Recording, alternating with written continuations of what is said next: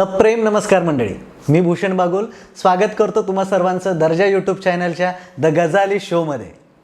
मंडळी, आयुष्यात प्रत्येकाला आपलं भविष्य हे प्रत्येकाला ना एक मिस्ट्री असते. प्रत्येकाला असं असतं की काय असेल भविष्यात, मी काय करायला हवं, मी काय केल्यावर जास्त यश मिळवेल, ह्या सगळ्या गोष्टी असतात. आणि त्याच्यासाठी ना माहिती करून देण्यासाठी आपल्याकडे कुठलं असं ॲप नाही आहे. पण पूर्वीपासून ज्योतिषशास्त्र ही एक गोष्ट आपल्याकडे चालत आली, ज्याला आजपर्यंत बघायला गेलं तर पूर्णपणे कोणी चॅलेंज केलेलं नाही. आणि त्या गोष्टीवर बऱ्याच वेळेस असं होतं की बऱ्याच लोकांचा विश्वास बसत पण नाही. पण अजूनही त्या गोष्टीला शास्त्र म्हटलं जातं, म्हणजे त्यामागे काहीतरी सायन्स आहे. आणि आज त्याच गोष्टीची उकल करण्यासाठी आपल्याकडे आलेले आहेत ज्योतिषशास्त्राचे तज्ज्ञ. आणि सर्वात महत्त्वाची गोष्ट म्हणजे त्यांचं नाव ऐकून तुम्ही थोडे शॉक व्हाल, ज्योतिषशास्त्रज्ञ रफिक मुल्ला सर. नमस्कार सर. नमस्कार. नमस्कार. स्वागत आहे तुमचं द गजाली शो कार्यक्रमात. सर, तुम्हाला इथे बोलवण्यामागचं ना सर कारण फक्त हे एक नाही की तुम्ही दुसऱ्या मुस्लिम कम्युनिटीचे असूनसुद्धा वास्तुशास्त्राचा किंवा ज्योतिषशास्त्राचा अभ्यास करता, हे फक्त एकमेव कारण नाही. परंतु हे एक कारण होतं की बऱ्याचशा प्रेक्षकांना किंवा बऱ्याचशा लोकांना ज्योतिषशास्त्र ह्या गोष्टीवरती विश्वास नाही आहे किंवा त्यांना त्या गोष्टीबद्दल आस्था नाही किंवा ती गोष्ट खरी आहे नाही हे त्यांना जाणूनच घ्यायचं नाही. परंतु तुम्ही हिंदू व्यक्ती नसताना, मुस्लिम कम्युनिटीतून असताना सुद्धा या गोष्टीचा अभ्यास केला, या गोष्टीवरती तुम्ही लोकांचं मार्गदर्शन करतात, तज्ज्ञ आहात. आणि हे करण्यामागचं काय रिझन असेल हे जाणून घेण्यामागे लोकांनाही भरपूर आवडेल, म्हणून मी आज तुम्हाला इथे आमंत्रित केलं आहे. आणि मला खूप आनंद होते तुम्ही इथे आलात आम्हाला भेटण्यासाठी. सर्वप्रथम मला इथे बोलण्याचा तुम्ही चान्स दिलात किंवा बोलवलं त्याच्याबद्दल खूप खूप धन्यवाद आधी. आणि दुसरी गोष्ट, तुम्ही धर्माचा जो विषय म्हणाला तर हे शास्त्र कुठच्या धर्माशी जोडलेलं नाही आहे. मुळात आता जर माझ्याबद्दल तुम्ही विचारता की मी या फील्डमध्ये कसं आलो, तर हे आमच्या वडिलोपार्जित गोष्ट आहे. म्हणजे आमचे आजोबा करायचे, त्याच्यानंतर माझे मोठे काका करायचे, त्याच्यानंतर माझे वडील, मी. पण एक गोष्ट आहे की त्यांचं जे शास्त्र होतं ते वेगळं होतं. ते इस्लामला धरून त्या गोष्टी करायचे. आणि मी थोडंसं शास्त्रशुद्ध शिकलो त्याच्यामध्ये, जे हिंदू पद्धतीने आहे. माझे गुरु दाते पंचांगचे ओनर मोहन दाते हे माझे गुरु आहेत, कारण त्यांच्याकडे मी पंडित पूर्ण केलं ॲक्च्युली. आणि त्याच्यानंतर ह्याच्या आधी, म्हणजे या फील्डमध्ये पडण्याच्या आधी मी या गोष्टीला, या शास्त्राला थोडंसं पडताळून बघितलं आधी. पण तुम्हाला एक घटना सांगतो, एक गंमत सांगतो. ती ज्यावेळी मला हे शास्त्र कळलं की मी करायला लागलो त्याचा अभ्यास थोडा हळूहळू.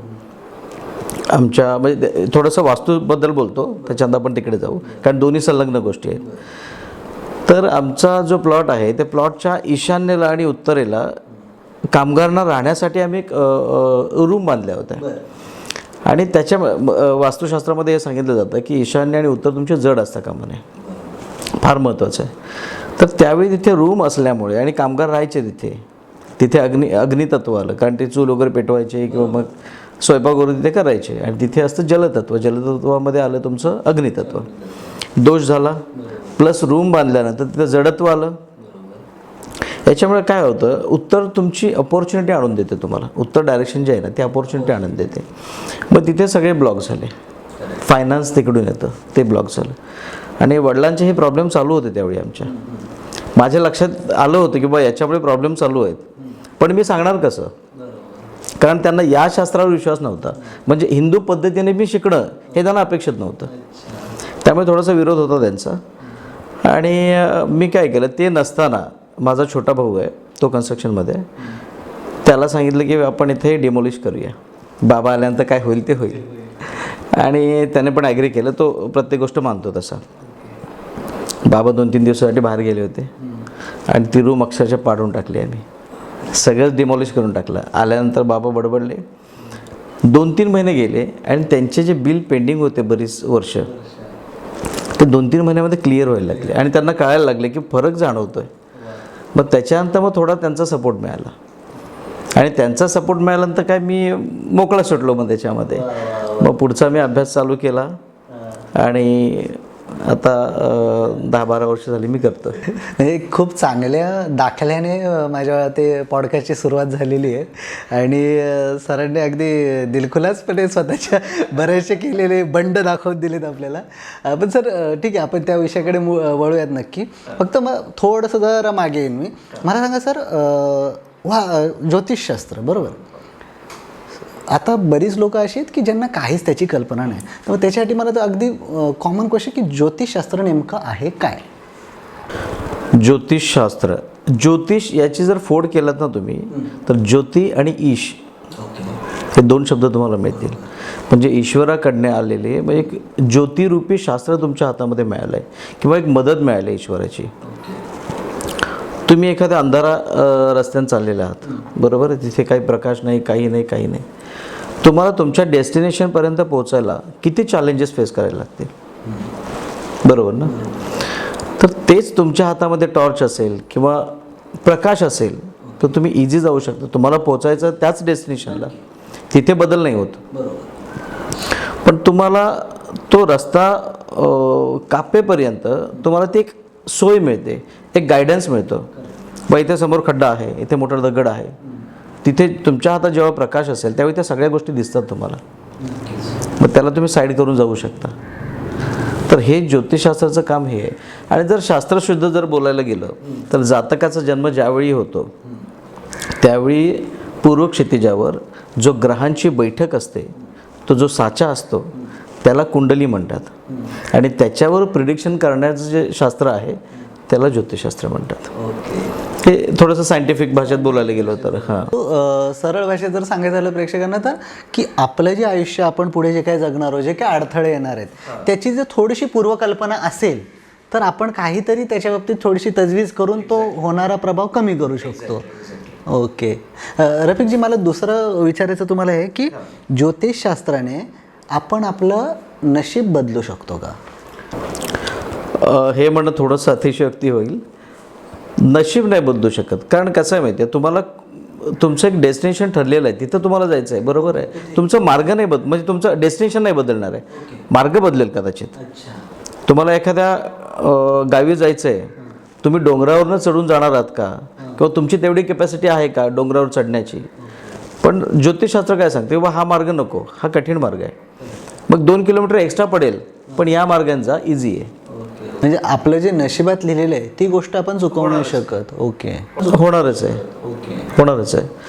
पण त्याच्यामध्ये समजा तुम्हाला एखादा फटका बसणार असेल, ॲक्सिडेंट होणार असेल, तर जीव जाण्यापेक्षा थोडंसं हातापायावरती निभावलं तर मग बेटर. ज्योतिषशास्त्र तुम्हाला समोर आलेला खड्डा दाखवतो की बा इथे खड्डा आहे, इथं तू कसं जायचं तुझ्यावर आहे. त्या खड्ड्यात पडायचं आहे का बाजून जायचं आहे हे तुझ्यावर आहे. आणि मोस्टली मी असं बघितलं आहे, मगाशी तुम्ही म्हणत होतात की बऱ्याच लोकांचा या गोष्टीवर विश्वास नाही आहे. माझ्याकडे अशीच लोक आहेत, आता माझ्याकडे इन द सेन्स प्रत्येक ज्योतिषाकडे असेच लोक जाणार आहेत की जे अडचणीत आहेत, आणि ज्यांना अडचणीचं कारण माहिती आहे हे कशामुळे होतं आहे. तुमचे जर समजा निर्णय चुकत असतील की तुम्हाला काही वारंवार प्रॉब्लेम येत असतील, तुम्ही त्याचा जर तुमचा विश्वास नसेल ज्योतिषशास्त्रावर, तुम्ही त्या अनुषंगाने विचारच नाही करणार कधी की हा ग्रह माझा बिघडला असेल, किंवा मग आता गोचरीमध्ये एखादा ग्रह तुम्हाला त्रास देत असेल. आता समजा तुमच्या जॉबमध्ये प्रॉब्लेम येत असेल, तर सर्रास आपण असं म्हणतो की शनीची जर गोचर असेल, शनीची दृष्टी असेल, तर जोपर्यंत 6व्या स्थानावर शनीची दृष्टी आहे तोपर्यंत तुम्हाला जॉबमध्ये प्रॉब्लेम येणार. तुमच्या सुपेरियरशी तुमचे मतभेद असतील, किंवा मग कदाचित तुम्हाला जॉब बदलावा पण लागेल. ह्या सगळ्या गोष्टी त्यावेळी होतात. पण जर समजा जातकाला माहितीच नाही आहे की हे कशामुळे होतं आहे, मग तो त्रास कंटिन्यू भोगतो. मग त्यावेळी कोणतरी एखादा माणूस सांगतो की बा असं असं आहे, मग ज्याचा विश्वास नाही तो म्हणतो चला एकदा ट्राय करून तरी बघू. मग ज्योतिषाकडे येतो, त्यावेळी त्याला खरं शास्त्र कळतं, मग तेव्हा तो विश्वास ठेवतो. बरोबर. पण दुसरी गोष्ट सर, ज्योतिषशास्त्रात काही वेगवेगळे पुन्हा प्रकार पडतात का? त्याचे काही वेगवेगळे भाग आहेत का? की हे जसं उदाहरणार्थ वैदिक शास्त्र, वैदिक ज्योतिषशास्त्र आहे, त्याच्यामध्ये न्यूमरॉलॉजी आहे, टॅरो कार्ड आहे, हस्तरेषा शास्त्र आहे, मुद्राशास्त्र आहे. त्याच्यामध्ये आता परत एक नवीन स्वरविज्ञान एक आलं आहे. हां, म्हणजे आधीपासूनच आहे, पण ते आता हळूहळू डेव्हलप होत चाललं आहे. म्हणजे ते थोडंसं अवेअरनेस वाढत चाललं आहे त्या बाबतीत. आणि असे बरेचसे शास्त्र आहेत. त्याच्यामध्ये तुम्ही लाल किताब म्हणू शकता, कृष्णमूर्ती पद्धती म्हणू शकता, असे बरेच त्याचे विंग्स आहेत. बरं सर, आता आपण इतकं डिटेल तर प्रत्येकाबद्दल बोलू शकत नाही, पण एक 2-2 लाईन्समध्ये प्रत्येकाच काय कशावरती बेस आहे ते साधारण जर पहिल्यापासून सांगता आलं तर. आता वैदिक शास्त्र जर आपण म्हटलं तर या शब्दामध्येच त्याची आपल्याला हे उत्तर मिळतं. वैदिक म्हणजे जे वेदांमध्ये ज्याची नोंद आहे ते वैदिक शास्त्र म्हणजे हां. आणि स्वतंत्र ज्योतिषशास्त्राचा एक खंड आहे त्याच्यामध्ये, अथर्ववेदामध्ये. बाकी वेदामध्ये थोडं थोडं मेन्शन आहे, पण अथर्ववेदामध्ये त्याचा एक्झॅक्ट तो एक धडा आहे ज्योतिषशास्त्राचा. हा झाला वैदिक.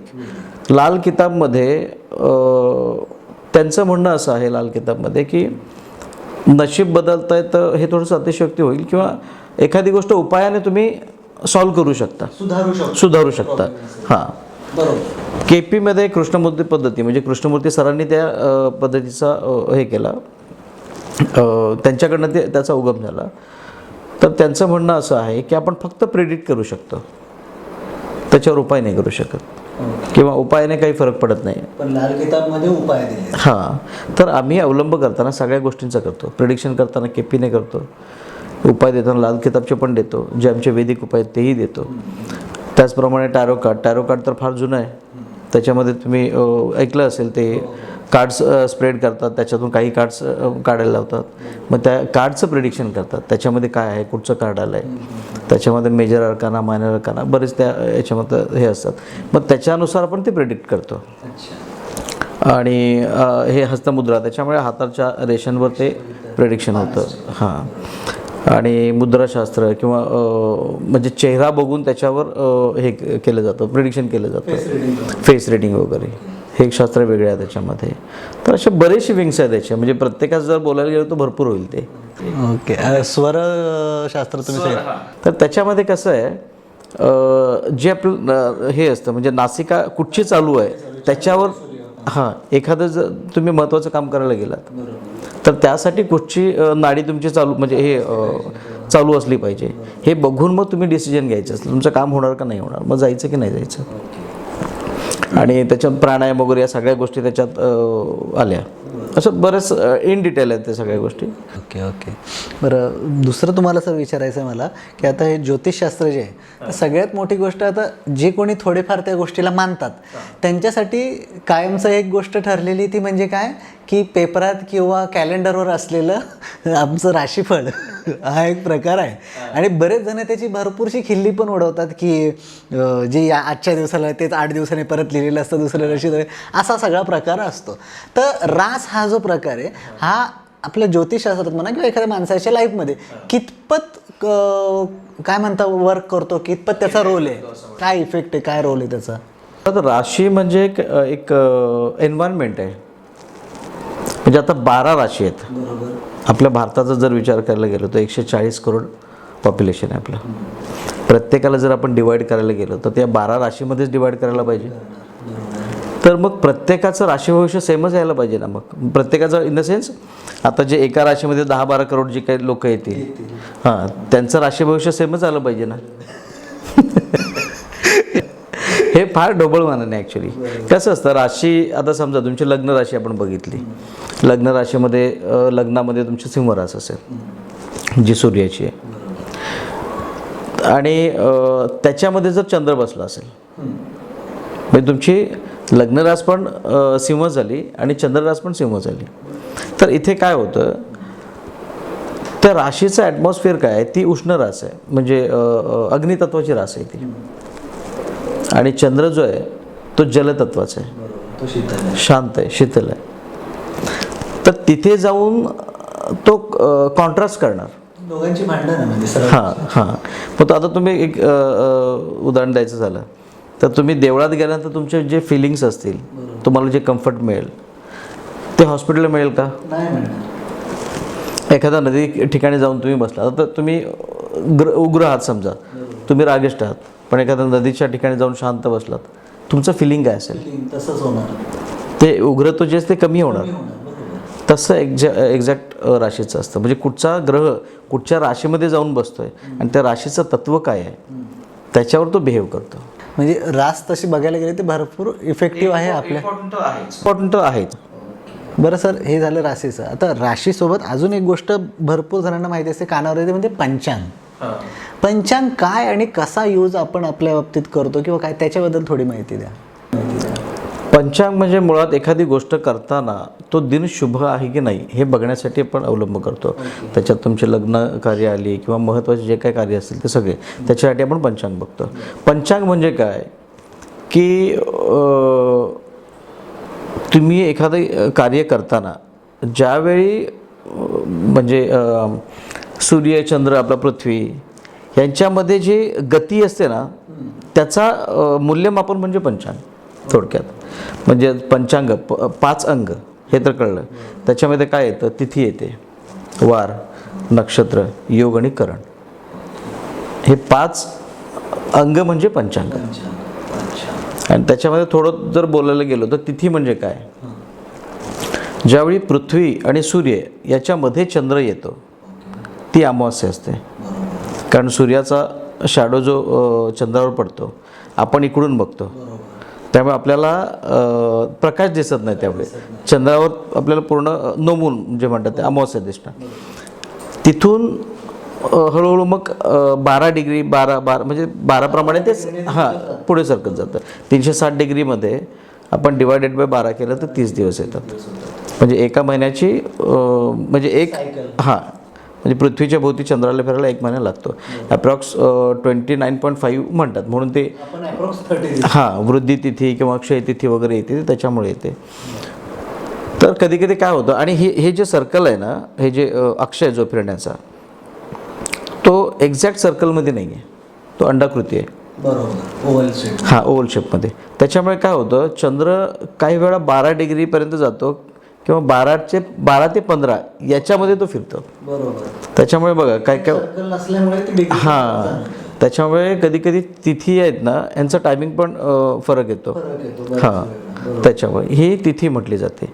म्हणजे तुम्ही अमावास्या ते पौर्णिमा म्हणजे प्रतिपदा ते पौर्णिमा, पौर्णिमा पूर्ण झाली तिथून प्रतिपदा ते अमावास्या, ही तिथी आहे. ह्या सगळ्याचं डिटेलिंग आपल्याला पंचांगात सगळं मिळतं. हो, सगळं मिळतं.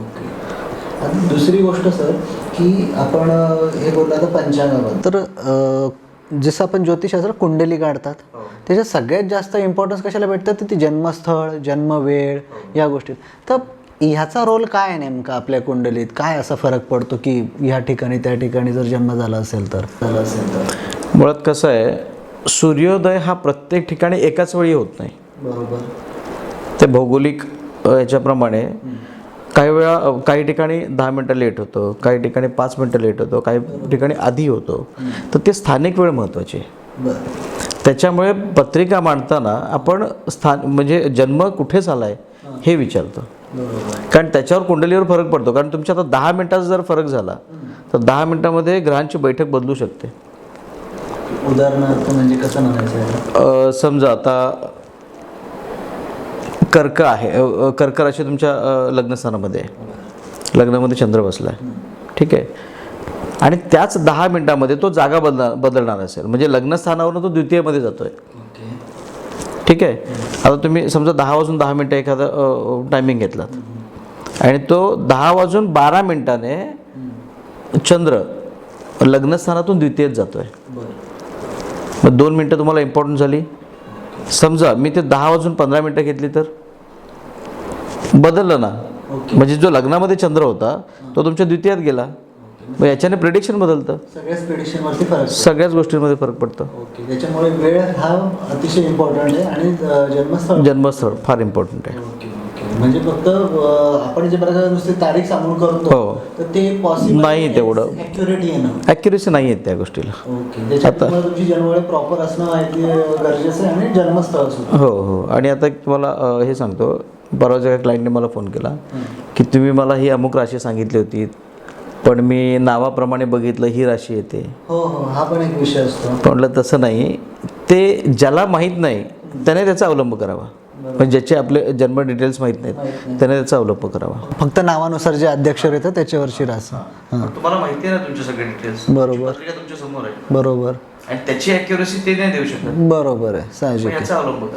अच्छा. कधी कधी ते होतं म्हणजे कॅलेंडरमध्ये बघतात हो, किंवा मग पंचांगामध्ये पेपरात बघतात, राशी बघतात वेगळी येते. बरोबर.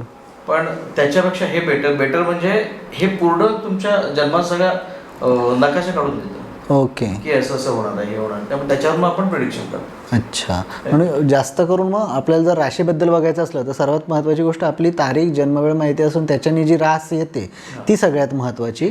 जर एखाद्याकडे ते काहीच डिटेल्स नसतील तर त्याने नावाच्या अध्यक्षरावरनं जी रास येते ती फॉलो करावी.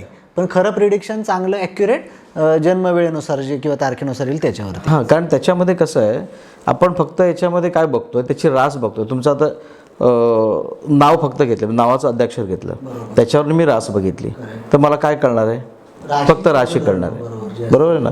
पण ज्यावेळी मी तुमची पत्रिका मांडतो त्यावेळी तुमच्या पत्रिकेमध्ये प्रत्येक ग्रहाची बैठक कळते, गोचरीमध्ये काय चालू आहे, किंवा तुमच्या पत्रिकेला ग्रहांची बैठक कशी आहे, कोणाची दृष्टी कुठच्या ग्रहावर आहे, कुठच्या घरावर आहे, आणि तुमच्या आता दशा कुठच्या चालू आहेत.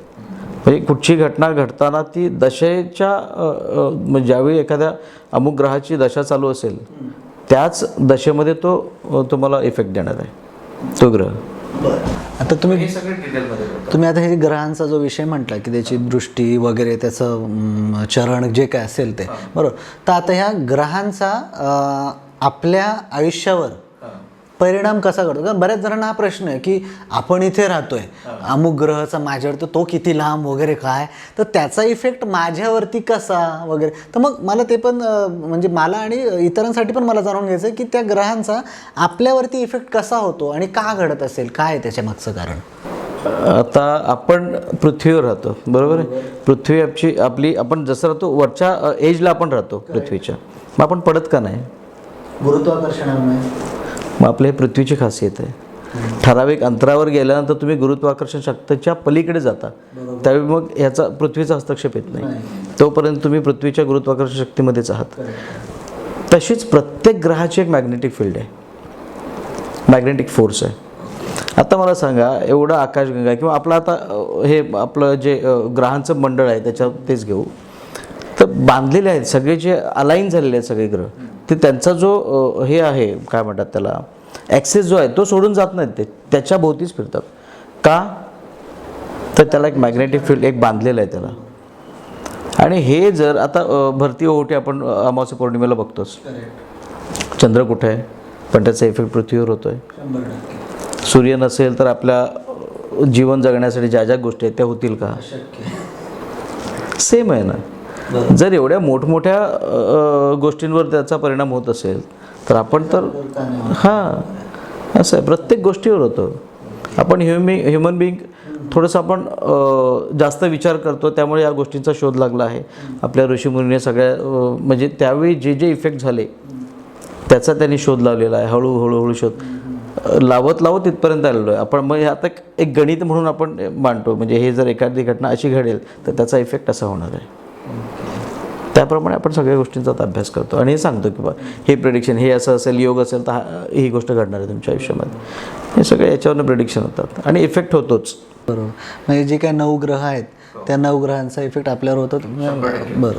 तर आता हे जे 9 ग्रह आहे ना सर, याच्यात ना सगळ्यात जास्त भीती लोकांना सगळ्यात जास्त 3 ग्रहांची वाटते, म्हणजे माझ्या माहितीनुसार. तर तुम्ही मला डिटेल सांगाल. एक म्हणजे राहू, दुसरा केतू आणि तिसरा शनी. आता ह्या 3 ग्रहांसाठी काय यांचं काय कॅल्क्युलेशन काय यांचं आपल्यासोबत? ॲक्च्युली काय झालं आहे ते, ही जी ग्रह आहेत ना ही तुम्हाला ॲक्च्युअल दुःख, दारिद्र्य काय ते दाखवून देतात. शनी, आपण शनीला थोडंसं निगेटिव्ह मानतो, पण शनी एवढा चांगला ग्रह पण नाही आहे. तुमचे कर्म चांगले असतील तर शनी तुमचा खूप चांगला प्रोग्रेस करून देईल. तर 7.5 त्रास होतो असं म्हणतात. कधी होतो? ज्यावेळी तुमचे कर्म चांगले नाही आहेत त्यावेळी होतं. शनी हा कर्माचा कारक आहे, शनी हा जज आहे, कर्मफलदाता म्हणतात. बरोबर. तुम्ही जे कर्म करणार त्याच्यानुसार तुम्हाला तो त्याचं फळ देणार आहे. तुमची कर्म चांगली असतील तर काहीही घाबरायची गरज नाही, तो तुम्हाला खूप मदत करेल पुढे जाण्यासाठी. काही लोकांना 7.5 सुद्धा खूप प्रोग्रेस केलं लोकांनी, कारण काय त्याच्यामागे त्यांचे कर्म आहेत. शनी तुमचे कर्म बघतो. आणि आपल्याला एक माणूस म्हणून हे आवडत नाही. बरोबर. मी जे चुकलो ते मी दाखवून देत नाही. म्हणजे सर्रास प्रत्येकामध्ये हा एक गुणधर्म असतो. बरोबर आहे, बरोबर आहे. मला कष्ट नको आहेत, मला इझी पाहिजे. इझी हवं आहे. शनी नाही देणार. शनी नाही. शनी म्हणतो तुम्ही कष्ट करा, खरं आहे. कष्ट करा, मी तुम्हाला रिझल्ट देईन. एक्झॅक्टली. पण मला नको असतं ते. म्हणजे जेवढा तो आपण त्याच्याबद्दल एक निगेटिव्हिटी किंवा त्याच्याबद्दल एक भीती धरलेली आहे, 7.5 वगैरे म्हणून, तेवढाच तो चांगला सुद्धा आहे. खूप चांगलं आहे. आपण कसं त्याच्या कुठच्या चष्म्यानं आपण त्याच्याकडे बघतो त्याच्यावर अवलंबून आहे. केतू, राहू केतू हे ॲक्च्युली ग्रह नाही आहेत. हे नंतर ॲक्सेप्टन्स आला की ह्याला ग्रह मानावं, कारण त्यावेळी असं म्हणणं आहे की राहू केतू नसताना जे प्रेडिक्शन्स झाले ते तेवढे परफेक्ट नव्हते. बरं. त्याच्यामुळे राहू केतूंना ग्रह मानून ज्यावेळी प्रेडिक्शन आलं त्यावेळी ते म्हटले की हां याच्यामध्ये ज्या त्रुटी होत्या ते भरून काढल्या. ॲक्युरेसी वाढते. राहू केतू हे काय आहे, पृथ्वी जी फिरत असते आणि पृथ्वीभोवती चंद्र फिरत असतो, आणि ज्यावेळी पृथ्वीचा जो फिरण्याचा हे आहे काय म्हणतात त्याला, हां, आणि जो चंद्राचा आहे तो एकमेकांना 2 ठिकाणी छेदतो. त्या दोन्ही टोकांना राहू केतू म्हटलं जातं. ते छेदन बिंदू आहेत ना, त्या दोन्ही टोकांना राहू केतू म्हटलं जातं. ग्रह नाही आहेत पण त्यांचा इफेक्ट फार होतो. राहू एक म्हटलं जातं ना, राहू राजाला रंकाने रंकाला राजा पण बनवू शकतो. ती ताकद राहूमध्ये. राहू एनर्जी आहे, फोर्स आहे राहू. तुम्ही कसं यूज करता त्याच्यावर आहे. एखादा क्रिमिनल असेल, त्याचा जर राहू स्ट्रॉंग असेल तर त्याच्यामध्ये एवढ्या चांगल्या तो बुद्धी लढवेल ना क्रिमिनल याच्यामध्ये, की तो कोणाच्या हाती येताना कठीण आहे. आणि तो फार पुढं जाईल त्याच्यामध्ये, कारण त्याच्यामध्ये राहू त्याला मदत करणार आहे. असं आहे. आणि केतू जर म्हटलं तर केतू हा डिटॅचमेंटचा कारक आहे. जसं राहू हा आसक्तीचा कारक आहे. एखाद्या गोष्टीबद्दल आसक्ती असणं, हां आसक्ती असणं. एखादी गोष्ट तुम्हाला पाहिजे असेल, ती कुठच्या मार्गाने मिळवत आहे याचं घेणं देणं नाही. त्या सगळ्याचा तो आपल्याला प्रेरणा देईल की हां, पण मला ती गोष्ट पाहिजे. ती आपण कुठच्या चांगल्या मार्गाने घेतो का वाईट मार्गाने घेतो याचं काही घेणं देणं नाही त्याच्याशी. ते पाहिजे, हां ते पाहिजे म्हणजे पाहिजे. पण केतू असं नाही. केतू डिटॅचमेंटचा कारक आहे. जसं संन्याशी लोक वगैरे असतात, यांचा केतू फार चांगला असतो. तो आसक्त नसतो कुठच्या गोष्टीबद्दल, हे पाहिजेच नाही, नसेल तरी ठीक आहे. तसं म्हणायला गेलं तर ते मगाशी आपण जसं शनीचं म्हटलं त्याप्रमाणे आपला चष्मा कसा आहे त्याप्रमाणे आहे. जर केतू चांगला आहे तुमच्या पत्रिकेला पण तुम्ही एक संसारिक आहात तर तिथं प्रॉब्लेम येतो. तुम्ही तिथे सोडून द्यायला लागतं, चला त्याग करायला लागतं. हां, पण हे संसारिक माणसाला चालेल का? मग तो म्हणणार की नाही निगेटिव्ह आहे, मग केतू निगेटिव्ह आहे. त्याच गोष्टीमुळे मग कदाचित फॅमिलीमध्ये जास्त प्रॉब्लेम्स येणं वगैरे 100% येणार. कारण आता एखादा बिझनेसमॅन असेल तो काही लोकांना फ्री पण देऊन टाकेल त्याच्याकडे ज्या वस्तू असेल त्या, कारण ती बुद्धी येते, दान करण्याची बुद्धी येते. तो संन्यास असेल तर मग त्याला ते सगळं चांगलंच आहे, कारण त्याला तेच पाहिजे. ह्या मटेरियलिस्टिक वर्ल्डमधून त्याला बाहेरच पडायचं आहे, संन्यासच घ्यायचं आहे त्याला. तो केतू त्याला इझी करतो या गोष्टी. बट जर एखादा संन्यासी आहे त्याचा जर राहू स्ट्रॉंग असेल तर तो संन्यास म्हणजे त्याच्या पूर्णत्वापर्यंत नेणार नाही त्याला. नाहीच, त्याला इझी करू देणार नाही. तो अडकून राहील, तो कुठच्या ना कुठच्या गोष्टीची आसक्ती त्याच्यासाठी निर्माण हो अडकून राहणार तो कुठच्या ना कुठच्या गोष्टीमध्ये. आपल्या कुंडलीत जे काही दोष असतात बरोबर, ते दोष जे असतात ते घालवण्यासाठी काही मार्ग असतात का, काही उपाय असतात जे खरोखर ते दोष जातात त्याच्याने, असं काय आहे? आपण मगाशी या गोष्टीवर बोललो. मगाशी एक प्रश्न होता तुमचा, त्याच्यावर आपण उत्तर दिलं या गोष्टीवर की जसं मगाशी उदाहरण दिलं, तुम्हाला एखाद्या रस्त्याने चालायचं आहे तुम्हाला, तर तिथे जाताना तुम्हाला ज्या अडचणी येणार आहेत त्या तुम्हाला दिसाव्यात किंवा तेवढं तुम्हाला त्रास होऊ नये. जसं आता डोंगरावर चढून जाणं हे शक्य नसेल तर बाजून जा, 2 किलोमीटर एक्स्ट्रा होईल पण तुम्ही इझी जाल. ओके. हे काम उपाय करतात. पण मग जसं म्हटलं जातं की मंगळाचा दोष आहे, बरोबर. लग्न करताना बऱ्याच वेळा आपण म्हणजे प्रत्येकाला ही माहिती गोष्ट मूवी वगैरे याच्यामुळे कळलेली, मंगळाचा दोष आहे की मग याचा अगोदर रुईसोबत लग्न किंवा आणखीन काहीतरी, मग याच्याने हे दोष निवारण होतं का? मला हाच प्रश्न आहे. मुळात ज्यावेळी पत्रिकेला हे ॲक्च्युली डीपली बघणारा विषय आहे हा, जो मांगलिक पत्रिका आहे की नाही. बरोबर. ढोबळमान्य काय होतं, 12व्या, 1ल्या, 4थ्या, 7व्या आणि 8व्या स्थानामध्ये जर मंगळ असेल तर तो मांगलिक म्हटलं जातं. पण त्याला छेद देणारे नियम बरेच आहेत. जर तो मंगळ कर्केचा असेल म्हणजे नीचेचा असेल तर तो मांगलिक नाही. शत्रू राशीला असेल म्हणजे तो मिथुनेला आणि कन्येला असेल तर तो मांगलिक नाही. त्याच्यावर जर शुभ ग्रहाची दृष्टी असेल तर तो सौम्य होतो. जर ज्या व्यक्तीबरोबर लग्न करायचं आहे, म्हणजे आता समजा एखादी गोष्ट, एखादे जातक मांगलिक आहे पण त्याच्या अपोजिट ज्याच्याशी लग्न करायचं आहे, त्याच्या पत्रिकेमध्ये लग्नामध्ये राहू केतू, लग्नामध्ये किंवा सप्तमामध्ये राहू केतू असेल तरी तो मानला जात नाही किंवा त्याला तीच पत्रिका चालते. गैरसमज लोकांचा हा आहे की मांगलिक पत्रिका असेल तर समोरचा पण मांगलिकच हवा. हा एक प्रकार आहे. हां, पण तसं काही नसतं. एक्सक्युजेस बरेच आहेत त्याला. मग ते सगळे नियम पाळूनच बघायला लागतं की खरीच ही पत्रिका मांगलिक आहे की नाही. म्हणजे तसं बघायला गेलं तर नॉर्मली फक्त कोणाला एखाद्याला पत्रिका दाखवली, त्याच्यात तुम्ही सांगतात त्या स्थानांमध्ये जर मंगळ असलं तर आपण त्याला मंगळाची पत्रिका म्हणतो. परंतु जर तुम्ही डिटेलमध्ये अजून गेलात तर तुम्हाला कळेल की हा खरोखर मंगळ आहे की नाही, ही पण गोष्ट आहे. बरोबर. जरी समजा एखाद्या वेळेस असला तर समोरच्याची जी पत्रिका आहे, ज्याच्याशी लग्न होणार आहे, त्याच्या ग्रहदशेशी जर याला मॅच केलं तरी पण असं होईल की याला निग्लेक्ट केलं जाईल की हा मंगळ नाही. करेक्ट, हेच म्हणतात तुम्ही. ओके. आणि याच्यामध्ये आणखीन हाईट, म्हणजे बऱ्याच लोकांचा गैरसमज असा आहे की एखादा मांगलिक जातक आहे आणि त्या दुसऱ्या एखाद्या व्यक्तीशी लग्न करतोय, ती मांगलिक नाही आहे, तर त्याच्यामध्ये एकाचा मृत्यू होतो. करेक्ट, असं म्हटलं जातं. हे फार म्हणजे अतिशयोक्ती होईल. मृत्यू झालाच पाहिजे असं नसतं. मृत्यूतुल्य वेदना होतात किंवा संसार ओढताना त्रास होतो, त्या व्यक्तीशी मॅच करताना त्रास होतो. मंगळ म्हणजे एनर्जी आहे, फोर्स आहे. बरोबर, 100%. त्या एनर्जीला समोरच्याने पण एनर्जी मॅच केली पाहिजे ना. बरोबर. ती जर मॅच होत नसेल तर बॅलन्स बिघडतो. करेक्ट आहे. तो विषय होतो. अच्छा.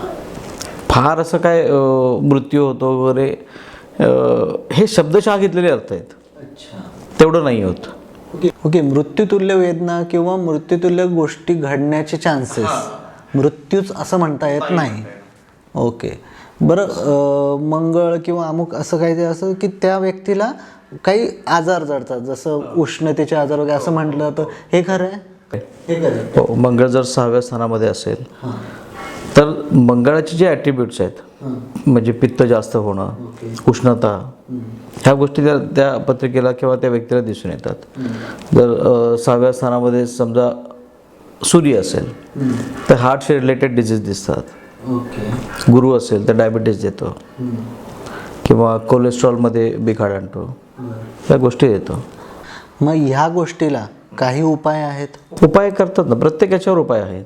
जसं आता सांगितलं, हां, आता समजा असलेल्या व्यक्तीला तर मग तो काय काय करू शकतो असं, म्हणजे जे प्रॅक्टिकल उपाय आहेत जे मी मोस्टली सांगतो, त्याच्यामध्ये थंड प्रवृत्तीचे जे फूड्स आहेत ते तुम्ही इनटेक करा.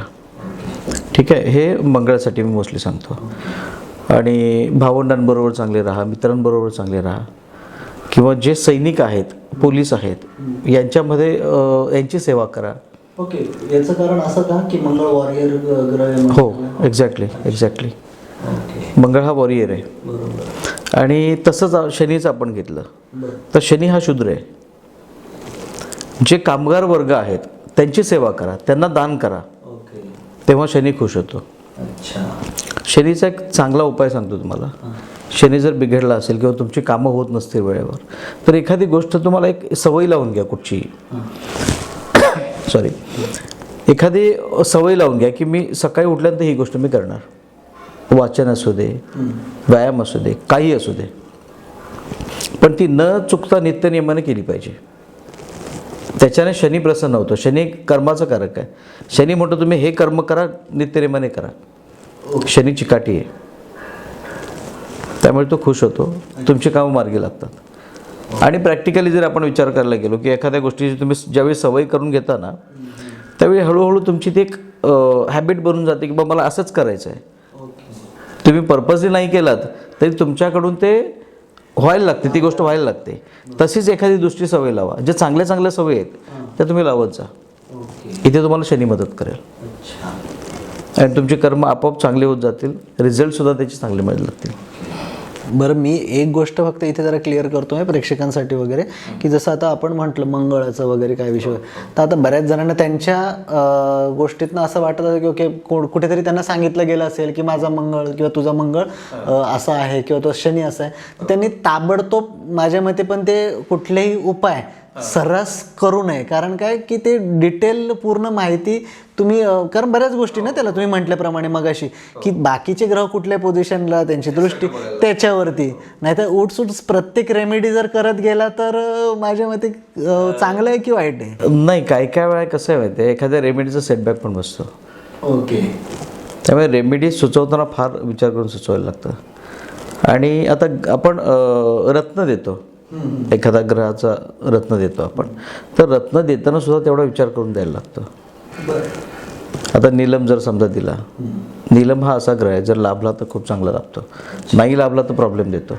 मग त्यावेळी तुमच्या पत्रीला तुमच्या कुंडलीला तो लाभतो की नाही हे आधी बघायला लागतं. शनी कुठच्या स्थितीत आहे, कुठे बसला आहे, कोणाबरोबर बसला आहे, कुठच्या राशीला बसला आहे, त्याच्यानंतर आपल्याला ठरवायला लागतं की याला निलम द्यायचं की नाही. ओके. म्हणजे सर्रास जर कोणाला सांगितलं तुला शनीचा अडथळा आहे किंवा काय, तर म्हणून त्याने ताबडतोब निलम घालणं योग्य नाही. नाही, नाही, केव्हाही नाही. हिरासुद्धा तसंच आहे. बरोबर. हे फार इफेक्टिव्ह रत्न आहेत. ओके. रिझल्ट ताबडतोब देतात. तो निगेटिव्ह असू दे, पॉझिटिव्ह असू दे. समजा निगेटिव्ह रिझल्ट मिळाला तर काय कराल? बरोबर. कधी कधी ॲक्सिडेंट घडवून आणतात ह्या सगळ्या गोष्टी. ओके. ह्या एनर्जी आपल्या बॉडीमध्ये ज्या एनर्जीज आहेत, जो आपला ऑरा आहे त्याच्यामध्ये ते एक फोर्स इन्व्हॉल्व करतात. अच्छा. आता जसं आपण मगाशी मंगळबद्दल बोललो, उष्णतेचे आजार व दाहकतेचे आजार होतात, तर त्याच्यासाठी बऱ्याच वेळा मी पण स्वतः बघितलेलं की पवळा घाला, मग ते आजार होत नाही असं म्हणतात, ते काय कितपत योग्य? कसं आहे, रत्न वगैरे आहेत ना, एखादा वीक ग्रह असेल त्याला इन्हान्स करण्याचं काम करतं. ओके. जो ऑलरेडी चांगला आहे तुमच्या पत्रिकेला त्याचं रत्नाची गरजच नाही. आणि पर्सनली मला जर विचारलं तर मी 6व्या, 8व्या, 12व्या स्थानातील ग्रहांचे किंवा 6, 8, 12चे जे स्वामी आहेत त्यांचं रत्न कधीही देत नाही. अच्छा. कारण ते ऑलरेडी स्ट्रॉंग आहेत. नाही, ते ही घरं चांगली नसतात. 6, 8, 12. बरं. 6 म्हणजे ते रोगस्थान आहे, 8 मृत्यूस्थान आहे ओके. आणि 12 व्ययस्थान आहे. तुमच्याकडून एखादी गोष्ट निघून जाणे हे व्ययस्थान आहे. मग त्या गोष्टींना का वाढवता तुम्ही? त्याच्यामुळे मी सर्रास त्या रत्न आणि रत्न फार कमी देतो मी. माझं भर जास्त मंत्रांवर आहे. अच्छा. आणि हिंदू शास्त्रामध्ये असं म्हटलं गेलं आहे की कलियुगामध्ये जर तुम्हाला यशस्वी व्हायचं असेल तर मंत्रांचा आधार घ्या. मंत्रांचा तुम्ही आता उल्लेख केला, त्याच्यावरती मला सांगाल जरा की मंत्र बघायला गेले तर फक्त जस्ट एक चॅट्स आहेत असं म्हटलं जातं, बरोबर, पण त्याचा इफेक्ट आपल्या संपूर्ण शरीरावर, आपल्या आयुष्यावर कसा पडतो? ॲक्च्युली हे चान्स आपण म्हणतो खरं आहे, पण मंत्र म्हणजे काय आहे? एखाद्या देवतेची, ग्रहाची स्तुती करणं म्हणजे मंत्र आहे. करेक्ट. त्या मंत्रामध्ये स्तुतीच असते. हो. एखाद्या, आता तुमची मी स्तुती करतोय, तुम्हाला एक आनंद होईल की नाही? ऑब्विसली. कोणालाही स्तुती आवडणारच आहे. प्रत्येकाला. हां, आणि त्याचबरोबर तुम्ही ज्यावेळी चॅन्टिंग करत असता त्या प्रत्येक शब्दाचे एक व्हायब्रेशन्स वेगळे असतात. ते व्हायब्रेशन्स तुमच्या बॉडीमध्ये तुम्हाला फील होतात. त्या ॲक्च्युअली ज्यावेळी तुम्ही चॅन्टिंगला बसता ना ते व्हायब्रेशन्स फील होतात तुम्हाला. त्याप्रमाणे तुमच्या बॉडीमध्ये बदल घडतो, तुमच्या विचारांमध्ये, तुमच्या सबकॉन्शियस माइंडवर त्याचा इफेक्ट होतो. त्याच्यामुळे तुम्हाला मंत्र आता कलियुगात चालणारं मंत्र आहे. अच्छा. रत्न वगैरे ठीक आहे, रत्न ज्याला वेळ नाही आहे, जो करू शकत नाही, त्याला सबस्टिट्यूट म्हणून रत्न देऊ शकतो आपण. हां. परंतु जर तुम्हाला इफेक्टिव्हली गोष्ट हवी असेल तर मंत्रांनी जास्त इफेक्ट होऊ शकतो. ओके. सॉरी. बरं सर, ज्योतिषशास्त्र जे याच्यात आपण बऱ्याच गोष्टी म्हणजे बघायला गेलं तर आपल्या आयुष्यातल्या बदलतोय, म्हणजे मार्ग बदलतो किंवा काही गोष्टी बदलतोय. आता तुम्ही आजपर्यंत इतक्या जणांना मार्गदर्शन केलं आहे, गायडन्स केलं आहे, त्याच्यात तुम्हाला काय जाणीव झाली कुठल्या गोष्टी की ज्योतिषशास्त्राने ह्या गोष्टी थोड्याफार बदलल्या आहेत त्यांच्या आयुष्यातल्या, असे काही कुठले दाखले आपल्याकडे? तसं म्हटलं तर बरेच आहेत. तरी आम्हाला आता कोणाकोणाही सांगायचा विषय आहे. मागे एक मुलगी होती, तिला फॉरेनला स्टडीसाठी जायचं होतं. तर तिला जाण्यामध्ये अडथळे बरेच होते. जोपर्यंत 9 आणि 12 हे दोन्ही स्थान ॲक्टिव्ह होत नाही, राहू ॲक्टिव्ह होत नाही तोपर्यंत, आणि तिला शिक्षणाला जायचं होतं. म्हणजे 5वं आणि 9वं स्थान अवघणे आलंच. तर हे जोपर्यंत ॲक्टिव्ह होतं तोपर्यंत तिला जाणं कठीण आहे. हां, तर त्यावेळी तिथे बसलेले जे ग्रह आहेत किंवा त्या स्थानाचे जे ओनर आहेत, राशीस्वामी आहेत, त्यांचे ज्यावेळी आपण उपाय करतो त्यावेळी ते ॲक्टिव्ह होतात. जर दशा असेल त्यांची तर आपोआप ते काम होणार आहेत, नसेल तर मग त्यांना ॲक्टिव्ह करायला लागतं. आणि ती आता स्टडी करते फॉरेनमध्ये जाऊन, रशियाला ती MBBS करते मला वाटतं. आणि असंच एकाची जागा विकायची होती पण जात नव्हती. त्याचं मला वाटतं घर होतं काहीतरी. तर जोपर्यंत थर्ड हाऊस तुमचं ॲक्टिव्ह होत नाही, म्हणजे आपण घर बघतो चतुर्थातून 4थ्या स्थानावरनं, 4थ्या स्थानाला निगेट करणारा ग्रह कुठचा? 3रं स्थान. जोपर्यंत आपण 3ऱ्या स्थानाला ॲक्टिव्ह करत नाही तोपर्यंत तुमची जागा जाणार नाही किंवा घर जाणार नाही. मग 3ऱ्या स्थानाला ॲक्टिव्ह केल्यानंतर मग ती जागा निघून जाते. आणि याचंही सेम आहे, यालाही बाहेरच जायचं होतं त्या मुलाला, पण त्यांच्याकडे पैसे नव्हते. त्यांना जागा विकून इन्व्हेस्ट करायची, मग तिकडे जायचं होतं त्याला, पण ते झालं त्याचं काम. एक क्लायंट होता माझा, म्हणजे आहे अजूनही टचमध्येच आहे. तर तो कायम कर्जात असायचा, कायम कर्ज घ्यावं लागायचं त्याला, आणि पैसा टिकत नव्हता. त्यावेळी त्याला सांगितलं मी की तू, त्याचं 12वं स्थान ॲक्टिव्ह होतं, व्ययस्थान, जिथून निघून जाणं म्हणजे वेळात जाणं. तर त्याला सांगितलं तू इन्व्हेस्ट कर. कशामध्ये इन्व्हेस्ट कर पैसा. मग तो इन्व्हेस्ट करायला लागला. कर्जात आहे तो, अजून नील नाही झालं आहे पूर्ण, पण बऱ्यापैकी कमी आला. आणि कसं आहे माहिती, त्याच्या पत्रिकेला 12वं स्थान ॲक्टिव्ह आहे, हातातून पैसा निघून जाणं हा योग आहे. पण तो कुठे जातो आहे? इन्व्हेस्ट होतो आहे. त्याला आज न उद्या तो परत मिळणार आहे पैसा. म्हणजे त्याचं जे जाणं आहे तुम्ही थांबवलं नाही, थांबवलं. जात आहे जिथे ती जागा थोडी डायरेक्शन बदलली. ओके, डायरेक्शन बदलली. सिंपल थिंग्स असतात. हो हो हो. पण आपल्याला ते माहिती नसल्यामुळे आपण नाही कळत ना. आता तुम्ही मगाशी राहूचा एक विषय विचारलात, तर एक राहूचा साधा सोपा उपाय मी सांगतो. बरेच जण हा उपाय सांगतो. राहू म्हणजे हॉस्पिटल आहे, राहू म्हणजे फॉरेन आहे, राहू म्हणजे जेल आहे, आयसोलेशन राहू आहे. राहू ॲक्टिव्ह झाला, तुमच्या 12व्या स्थानामध्ये राहू असेल तर या सगळ्या गोष्टी तो घडवतो. यापैकी एखादी गोष्ट तरी घडवतो. जर राहू तुम्हाला हॉस्पिटलाइज करणार असेल तर माझं म्हणणं की तुम्ही स्वतः जा, हॉस्पिटलमध्ये जा, काय दान करायचं दान करा, बसा 10 मिनटं, तासभर बसा. अशा पद्धतीने हां, हॉस्पिटलचं कॅन्टीन असेल तिथे चहा प्या आणि निघा. तुमचं काम काय, राहूचं काय एम होता की याला हॉस्पिटलपर्यंत न्यायचं आहे मला. हां, पण राहूने जर आपल्याला हॉस्पिटलला नेलं तर आपल्याला महाग पडणार आहे. मग राहूला सांगा ठीक आहे मीच येतो ना, मी जातो तिथे, तू नको घेऊन जाऊ. कारण राहूने नेलं तर मला ते प्रॉब्लेम येणार आहे. हा छोटा उपाय आहे. समजा ते पॉसिबल नसेल तुम्हाला फॉरेन टूर करायची आहे, जाऊन या. फॉरेन टूर पण नाही जमत आहे, जिथं आपल्यापेक्षा कल्चर वेगळं असेल, भाषा वेगळी, कल्चर वेगळं, राहणीमान वेगळं, जेवण वेगळं, हे सगळं वेगळं असेल अशा ठिकाणी जाऊन या. राहूचं काम झालं. हे छोटे छोटे उपाय आहेत.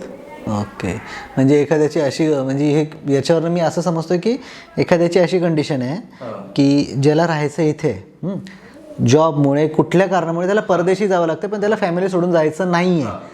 तर अशा वेळेस त्याने काय करावं, तर अशा एखादं ठिकाण, म्हणजे भारतातच एखादं ठिकाण निवडावं की जे कल्चर पूर्णपणे वेगळं आहे.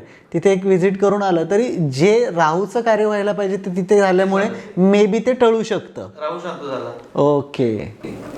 मग राहू तुम्हाला जो जेलमध्ये नेणार होता, जो हॉस्पिटलाइज करणार होता, जो आयसोलेट करणार होता, तो आता राहूमध्ये जे कोरोनाचा विषय आला.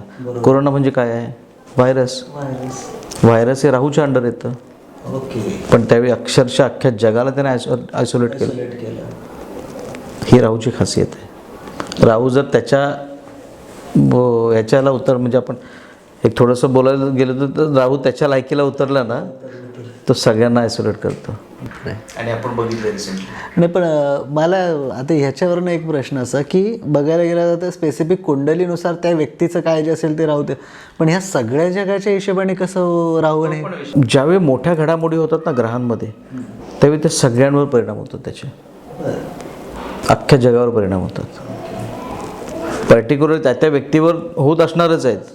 त्याच्यामध्ये बघा काही जणांना कोरोना झाला, काही जणांना नाही झाला, काही जणांची उपासमार झाली, काही जणांची नाही झाली, काही जण पैसे कमवत होते, काही जण पैसे गमवून राहिले होते, काही जणांचं स्थलांतर झालं तर काही जण आयसोलेट झाले. म्हणजे प्रत्येकाच्या पत्रिकेनुसार वेगवेगळ्या गोष्टी घडल्या सगळ्यांवर. पण अख्ख्या जगावर जे संकट आलं ते व्हायरसच आलं ना. कोरोनाने आपलं काम केलं, म्हणजे राहूने अल्टिमेटली आपलं काम केलं. मग त्यावेळी अशा घडामोडी घडल्या, राहू ॲक्टिव्ह झाला, सगळ्यांवर हावी झाला, सगळ्यांचे धंदे चौपट करून टाकले त्याने. म्हणजे जे काय आपल्यावरती आलेली गोष्ट आपण टाळू शकत नाही, पण ती आपण वेगळ्या पद्धतीने तिला हँडल करू शकतो, सॉफ्ट पद्धतीने. तिची प्रखरता कमी करू शकतो. करेक्ट आहे. बरं, अजून एक गोष्ट ह्या सगळ्याच्या थोडंसं साईडला की आपल्याकडे म्हटलं, तुम्ही पण मगाशी म्हटलात माझ्या मते की तुमची कर्म चांगली असतील तर शनी चांगलं फळ देतो. तर हे ज्योतिषशास्त्रात आपलं कर्म हे किती इफेक्टिव्ह आहे या सगळ्या गोष्टीत? कर्म, आता कर्म अलाइनमेंट वगैरे तुम्ही कधी ऐकलंय का? ज्योतिषशास्त्रामध्ये एक टर्म आहे. आता जे मगाशी तुम्हाला म्हटलं मी, राहू जर तुम्हाला हॉस्पिटलला नेणार असेल त्याचं कर्म येते, तो करवणार आहे. पण तुम्ही अलाइन कसं केलात? तुम्ही स्वतःहून हॉस्पिटलला गेलात, बरोबर.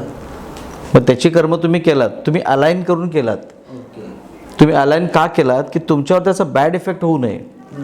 तुम्हाला ते कर्म करायचंच होतं, तुम्ही केलात ते कर्म, पण ते कुठच्या ह्याच्याने केलात तुम्हाला फटका नाही बसणार. ते इझी गेलं तुम्हाला.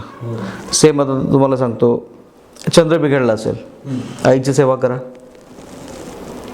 सूर्य बिघडला असेल, बाबांची सेवा करा, वडिलांची सेवा करा. सूर्य सुधारणार, इकडे आईची सेवा करा, चंद्र सुधारणार. हे कर्म आहेत ना तुमचे. बुध बिघडला असेल, मुलांची सेवा करा. सेवा इन द सेन्स केअर करा, त्यांची केअर, काळजी घ्या, त्यांना आनंदी ठेवा. हो. शुक्र असेल तर मिसेस, म्हणजे लेडी कोणी असू दे, आई वगैरे सगळ्या लेडीज सगळे झाले. म्हणजे पण चंद्र स्पेशली आईसाठी. चंद्र स्पेशली आईसाठी. हो हो. पण सगळ्या स्त्री वर्ग शुक्रामध्ये येतात. आणि जर मॅरिड असेल तर मग फोकसली मिसेसला सांगू. जर ती खुश, शुक्र खुश. हां, असं आहे. काही काही छोटे छोटे उपाय सांगतो मी. शुक्र जर बिघडला असेल तर बायकोला फक्त मिठाई आणून द्या. साधारण मिल्की कलरचे वगैरे असते, पेढे वगैरे असतात आपले. हां, मिठाई आणून द्या. एखादं शुक्रवारी गुलाबाचं फुल आणून द्या. ती खुश, तुमची नया पार. म्हणजे जे बाहेर जगात सगळीकडे प्रसिद्ध आहे की बायको खुश तर लाईफ सगळी चांगली, ते इथे सुद्धा तेवढंच ॲप्लिकेबल आहे. त्याचा इफेक्ट मिळतो, 100% मिळतो. आता सर जरा ज्योतिषशास्त्रानं थोडं जरा तुमच्याकडे. आता हे ज्योतिषशास्त्र जे तसं बघायला गेलं तर हिंदूंचं शास्त्र म्हणतात, हिंदूंनी बऱ्याच वेळा ते फॉलो केलेले वगैरे, बरोबर. आता हिंदू धर्मापुरतं वगैरे, बरोबर, मर्यादित. तर तुम्ही वेगळ्या मुस्लिम धर्मातनं आलात, मग तुम्ही ह्या शास्त्राकडे वळावं असं तुम्हाला का वाटलं, किंवा तुम्हाला त्या बाबतीत काय अडथळे आले नाही का? अडथळे असे नाही कोणी केलं, पण बाबांचा याच्यावर थोडासा आक्षेप असा होता की हे हिंदू शास्त्र आहे. आपण बघा, दुसऱ्या धर्मातलं लगेच ॲक्सेप्ट नाही करत आपण. म्हणजे कोणी असेल, ह्युमन बिईंग असंच आहे की लगेच ॲक्सेप्ट नाही करत. तर तसा विषय थोडासा होता. म्हणजे विरोध, म्हणजे फार असा विरोध नाही केला त्यांनी, पण आम्ही पण कसं आहे त्यांच्याशिवाय, त्यांच्या सल्ल्याशिवाय कुठचे कामं करत नाही. पण हे याच्यामध्ये आवड होती मला, आणि पूर्वीपार चालत आलं होतं आमचं. फक्त मी थोडंसं ट्रॅक बदलला. म्हणजे मी शास्त्रशुद्ध शिकण्याच्या ह्याच्यावर गेलो, पद्धतीकडे गेलो. त्यांनी त्यावेळी मला विरोध नाही केला की तू शिकू नकोस, असं नाही म्हणाले मला. पण हे जे घरामध्ये जे काही बदल होते जे सुरुवातीला तुम्हाला सांगितलं मी, तर त्याला त्यांचा विरोध होता. अच्छा. पण ते नसताना आम्ही मग ते काम फत्ते केलेलं आणि त्याचा रिझल्टही मिळवलेला आणि तो त्यांना कळला रिझल्ट. त्याच्यामुळे आता त्यांचा विरोध नाही आहे. कधी कधी ते सुद्धा क्लायंट देतात मला. बरं, हा अभ्यास तुम्ही कुठे केला, कधी, कसा काय? मी 2014मध्ये विशारद झालो. बृहन महाराष्ट्र ज्योतिष मंडळ म्हणून पुण्याचं जकादर सर आहेत, त्यांच्याकडे मी विशारद केलं. त्यानंतर मोहन दाते पंचांगवाले, तर त्यांच्याकडे मी पंडित पूर्ण केलं. आणि आता रिसेंटली 2021-22च्या आसपास मला वाटतं वास्तू सायंटिस्टचा कोर्स पूर्ण केला. आणि आता मला PhD पर्यंत जायचं आहे हळूहळू. आता मास्टरला घेतो आहे आता ॲडमिशन. आणि याच्यात ठीक आहे, ह्या सगळ्या डिग्रीच्या गोष्टी झाल्या किंवा ह्या सगळ्या, याच्यामध्ये सगळ्यात मोठा तुमचा अनुभव आहे. कारण एखादी एनर्जी तुम्हाला पकडायची आहे, एखादा दोष तुम्हाला पकडायचा आहे, तर तुमचा अनुभव इथे फार महत्त्वाचा आहे. या फील्डमध्ये तुम्हाला सर्टिफिकेट कोण नाही विचारत, तुमचे रिझल्ट विचारतात. किंवा तुम्ही कुठच्या दृष्टीने एखादी गोष्ट हँडल करताय, कशी बघताय, त्याच्यावर डिपेंड आहे. आता मगाशी तुम्हाला सांगितलं की कर्माचा जो विषय आहे, तर प्रत्येक ग्रहानुसार नाती बांधलेली आहेत. बरोबर, जसं तुम्ही चंद्रासाठी आहे. हां, तर ती नाती मेंटेन करा, बरोबर ना. मग याच्यापेक्षा आनंदी माणूस काय असेल, जो सगळ्यांबरोबर खुश आहे, सगळ्यांची सेवा करतोय. बघायला गेलं तर आता तुम्ही हे जे बोललात ना, याच्यात ना एक छोटीशी उकल अशी होते मला की आपल्याकडे आधीपासून सांगत आले सगळ्या गोष्टी की ओके, मोठ्यांचा आदर करा, सगळ्या गोष्टी वगैरे, हे सिम्पल गोष्टी म्हणून नाही, खूप सिम्पल गोष्ट. आणि ॲक्च्युली बघायला गेलं तर त्याच गोष्टीचा इफेक्ट तुमच्या ग्रहांवर, ग्रहांचा इफेक्ट तुमच्यावर, तुमच्या लाईफवर. म्हणजे किती क्षुल्लक गोष्ट आहे जी आपण जवळपास सोडून दिली. माणूस माणसापासून लांब झाला आहे, पण ॲक्च्युली तो त्याच्यामुळे लांब झाल्यामुळे स्वतःच्या लाईफमध्ये प्रॉब्लेम्स क्रिएट करतोय. ठीक आहे, तुमच्या पत्रिकेलाही बैठक असते, ग्रहांची बैठक असते म्हणा, तिचे इफेक्ट असतात, दशा चालू असतात, तुम्हाला हे प्रॉब्लेम क्रिएट होतात. पण त्याच्याबरोबर कर्म अलाइनमेंटचं तुमच्याकडे हत्यार आहे ना, ते यूज करा. आणि एखादा ग्रह बिघडला आहे तर त्याला कसं सुधारावं याचं तुम्हाला आता ज्योतिषशास्त्र नॉलेज देतं ना तुम्हाला, त्याचा अवलंब करा. आणि जे पूर्वीपासून जे सांगत आले आहेत त्यांनी काहीतरी अभ्यास केला असेल त्याच्यावर, ते असंच नाही सांगणार. मग त्याचं आपण काय करतो, आपली बुद्धी लढवतो थोडक्यात, आणि त्याच्यात निगेटिव्ह साईड शोधायला सुरुवात करतो. ते न करता त्यांनी जे सांगितलं आहे त्याला पॉझिटिव्हली घ्या आणि फॉलो करा ना. कारण फॉलो केलं तर कुठला डिसएडव्हान्टेज तर नाहीच आहे त्याचा. तुम्ही आईच्या पाया पडण्यामध्ये तुमचं काही जाणार आहे, तुमचं काही नुकसान नाही आहे. आणि आई खुश होईल किंवा आईचा जो आशीर्वाद आहे, आई वडिलांचा जो आशीर्वाद आहे, जगामध्ये कोणी नाही देऊ शकत, ऑब्व्हियसली. आणि चंद्र म्हणजे पैसा आहे.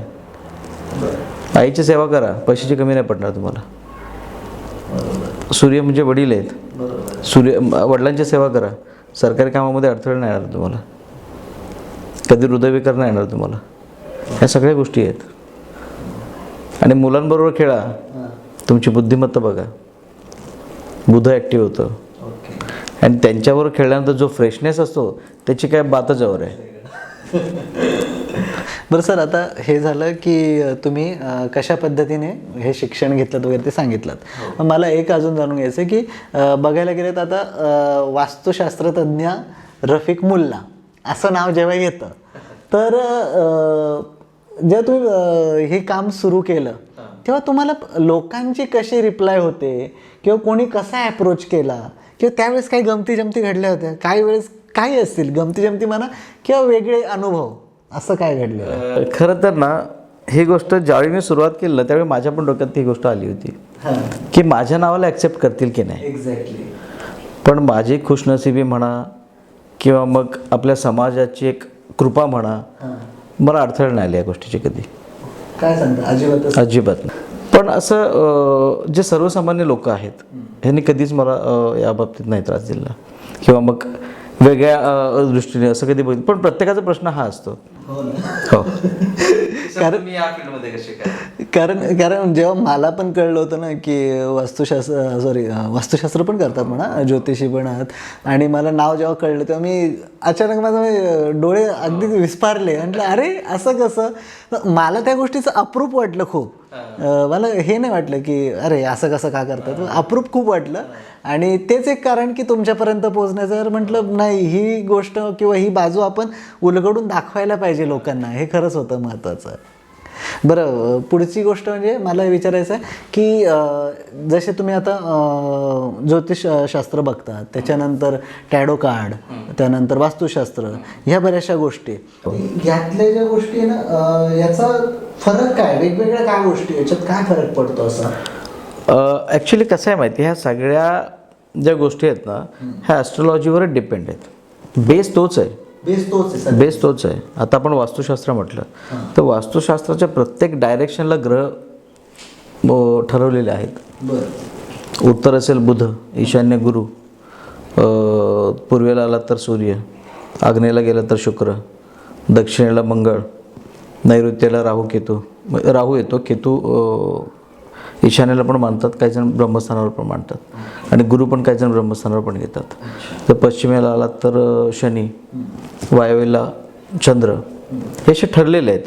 मग याचा आधार तिथं घ्यावा लागतो तुम्हाला. जर पत्रिकेला तुमचा शुक्र बिघडला असेल तर याचा अर्थ तुमच्या वास्तूमध्ये पण आग्नेयला काहीतरी प्रॉब्लेम असतो. म्हणजे सगळ्या गोष्टीचा कुठेतरी बेस संलग्न आहेत सगळ्या गोष्टी. आता तुम्ही टॅरो कार्ड जर मगाशी म्हटलात तर त्याच्यामध्ये पण अंक असतात वरती. तर त्या अंकांचा संबंध कुठे या ग्रहांशीच येतो ना. अच्छा सर, ज्योतिषशास्त्राप्रमाणे ना हे वास्तुशास्त्रात ना भरपूरसे दोष वगैरे हे अशा गोष्टी, म्हणजे जेवढं ज्योतिषशास्त्राबद्दल आकर्षण आहे लोकांना, तेवढं वास्तुशास्त्राबद्दल पण आहे. पण याच्यात कसं आहे, आता घर ही आपली वास्तू, बरं, त्याच्यात घरं सगळ्यांचीच बांधली जातात, एक दोन प्रकारचे वेगळे काय जे असतील ढाचे तेवढेच काय. मग त्याच्यात दोष नेमके काय असतात, काय, आणि ते काय परिणाम करतात आपल्यावर, त्याच्याबद्दल जरा माहिती सांगा. ॲक्च्युली वास्तू जे म्हणजे वास्तुशास्त्र हे सगळं अवलंबून आहे ते जे हे पंचमहाभूत आहेत यांच्यावर, म्हणजे 5 एलिमेंट्स, याच्यावर बेस्ड आहे. जगामध्ये जी वस्तू बनलेली आहे ती या पंचमहाभूतांपासूनच बनलेली आहे. त्याचप्रमाणे वास्तू पंचमहाभूत, आता बघा त्याच्यामध्ये आलं तुमचं जल, पृथ्वी, अग्नी, वायू, आकाश. आकाश म्हणजे काय, नेमकं आकाश म्हणजे ढग असं नाही, पोकळी, जी पोकळी आहे ती आकाश आहे. आणि ज्याला फ्लो आहे ते जलतत्व आहे. जे उष्ण आहे, जी ऊर्जा आहे ती अग्नितत्व आहे. ज्याला जडत्व आहे ते पृथ्वीतत्व आहे. याप्रमाणे प्रत्येक तत्वाचे, म्हणजे त्याला संलग्न ज्या गोष्टी आहेत त्या त्या तत्वामध्ये मोडतात. आणि वास्तूमध्ये पण असंच असतं, जसं आपण साऊथ ईस्ट म्हणतो, आग्नेय कोपरा. तर आग्नेय कोपऱ्याला त्याचं तत्व काय, अग्नी, उष्ण, तिथे अग्नीच यावी. ज्यावेळी त्याचं अँटी एलिमेंट कुठचं येतं तिथे, तेव्हा ते बिघाड होतो. मग तिथे वास्तुदोष नाही. पण मग हेच म्हणतो, चला हे मान्य झालं की आता तुमच्या म्हणण्याप्रमाणे जसे आग्नेय दिशेला जर पाणी असेल तर हा दोष आहे, ओके, हा दोष याला मी समजलो. पण आता ह्या दोषचा आपल्यावर परिणाम काय होतो? पण हे जे बनलेलं आहे ते ह्याच पंचमहाभूतांपासून बनलेलं आहे. हो, हे बरोबर ना. तर आपल्या बॉडीमध्ये पाण्याचं प्रमाण, जलतत्वाचं प्रमाण ठरलेलं आहे. त्याचप्रमाणे पृथ्वी तत्वाचं प्रमाण ठरलेलं आहे. म्हणजे जे 5 तत्व आहेत त्या सगळ्यांचं प्रमाण ठरलेलं आहे. त्याच्यापेक्षा जास्त झालं की मग आपल्या बॉडीमध्ये बिघाड येतो. अग्नितत्व वाढलं की तुम्हाला उष्णतेचा त्रास व्हायला लागतो, पित्ताचा त्रास व्हायला लागतो. पृथ्वी तत्व वाढलं, जडत्व येतं, आळस येतो. असे प्रत्येक तत्वाची वेगवेगळी खासियत आहे, ती तुमच्यावर इफेक्ट करायला लागते. आणि ज्यावेळी वास्तूमधील एनर्जी आणि तुमची एनर्जी ही एकमेकांना पूरक असते किंवा एकमेकांना ती अलाईन होते, त्यावेळी तुमच्या सबकॉन्शियस माइंडवर त्याचा परिणाम होतो आणि तुमच्याकडे ती ॲक्टिव्हिटी व्हायला लागते. एखादी गोष्ट तुम्हाला करायची आहे, आजच्या आज करायची आहे तुम्हाला, तर तुम्ही उठून ती क्रिया करणं गरजेचं आहे. जर तुमच्या जडत्व आलं असेल, पृथ्वीतत्व जास्त झालं असेल प्रमाण त्याचं, तुम्ही उठून ते कराल का? आणि सेम पृथ्वीमध्ये पण तोच दोष असेल. जर तुमचं नैऋत्य कोपरा जड नसेल, हलकं असेल, खाली असेल, म्हणजे उतार असेल त्या साईडला, किंवा काही आणखीन बिघाड असेल, तर ती तुम्हाला इच्छाच होणार नाही पुढे ते काम करायची, किंवा ती एनर्जी, तो फोर्स नाही मिळणार तुम्हाला, ते अलाईन नाही होणार तुम्ही त्या एनर्जीशी. आता बघा, एक उदाहरण सांगतो तुम्हाला. एखाद्या फ्लॅटमध्ये तुम्ही जाता, एखाद्या घरामध्ये तुम्ही जाताय, गेल्यानंतर तुम्हाला प्रसन्न वाटतं, तुम्ही अलाईन होता, तुमची एनर्जी, तुमची फ्रिक्वेन्सी त्याला मॅच होते. तरी तुम्हाला प्रसन्नता वाटते. कारण सगळे तत्व जे आहेत ते आपापल्या ठिकाणी आहेत. छोटे मोठे दोष हे प्रत्येक घरामध्ये असतात, पण जे आपल्याला इफेक्ट करण्याएवढे जे दोष आहेत, जो कंटिन्यू तिथे राहतो त्याला ते 100% इफेक्ट करणार. पण तुम्ही ॲज अ गेस्ट गेलात तर तुम्हाला एनर्जी जाणवते की बा इथं दोष असू शकतो, किंवा मग इथं गेल्यानंतर जास्त वेळ मला थांबवसं वाटत नाही आहे. ही निगेटिव्ह एनर्जी आहे. कधी कधी आपण एखाद्या मित्राकडे जातो, तिथून पायच काढावंसं वाटत नाही, ती पॉझिटिव्ह एनर्जी आहे. याचा इफेक्ट आपल्याला असा, म्हणजे वास्तू दोष असेल तर आपल्यावर इफेक्ट होणार, वास्तू चांगली असेल त्याचाही आपल्यावर इफेक्ट होणार. एखादी वास्तुशास्त्राचे सगळे नियम पाळून त्यांनी बांधलेले आहेत, त्यांची एनर्जी बघा, त्यांची थिंकिंग प्रोसेस बघा, त्यांचा प्रोग्रेस बघा, त्यांची बोलण्याची, चालण्याची, त्यांची बसण्याची प्रत्येक पद्धत बघा, ही वेगळीच असते, ही पॉझिटिव्हच असते. कुठचंही संकट आलं ते निगेटिव्ह नाही करणार, खचणार नाही, ते त्याच्याशी लढणार, मुकाबला करणार. वास्तू म्हणजे काय करतो थोडक्यात आपण सांगतो. तुम्ही एक सैनिक आहात, तुम्हाला बॉर्डरवर जायचं आहे, लढण्यासाठी जायचं आहे.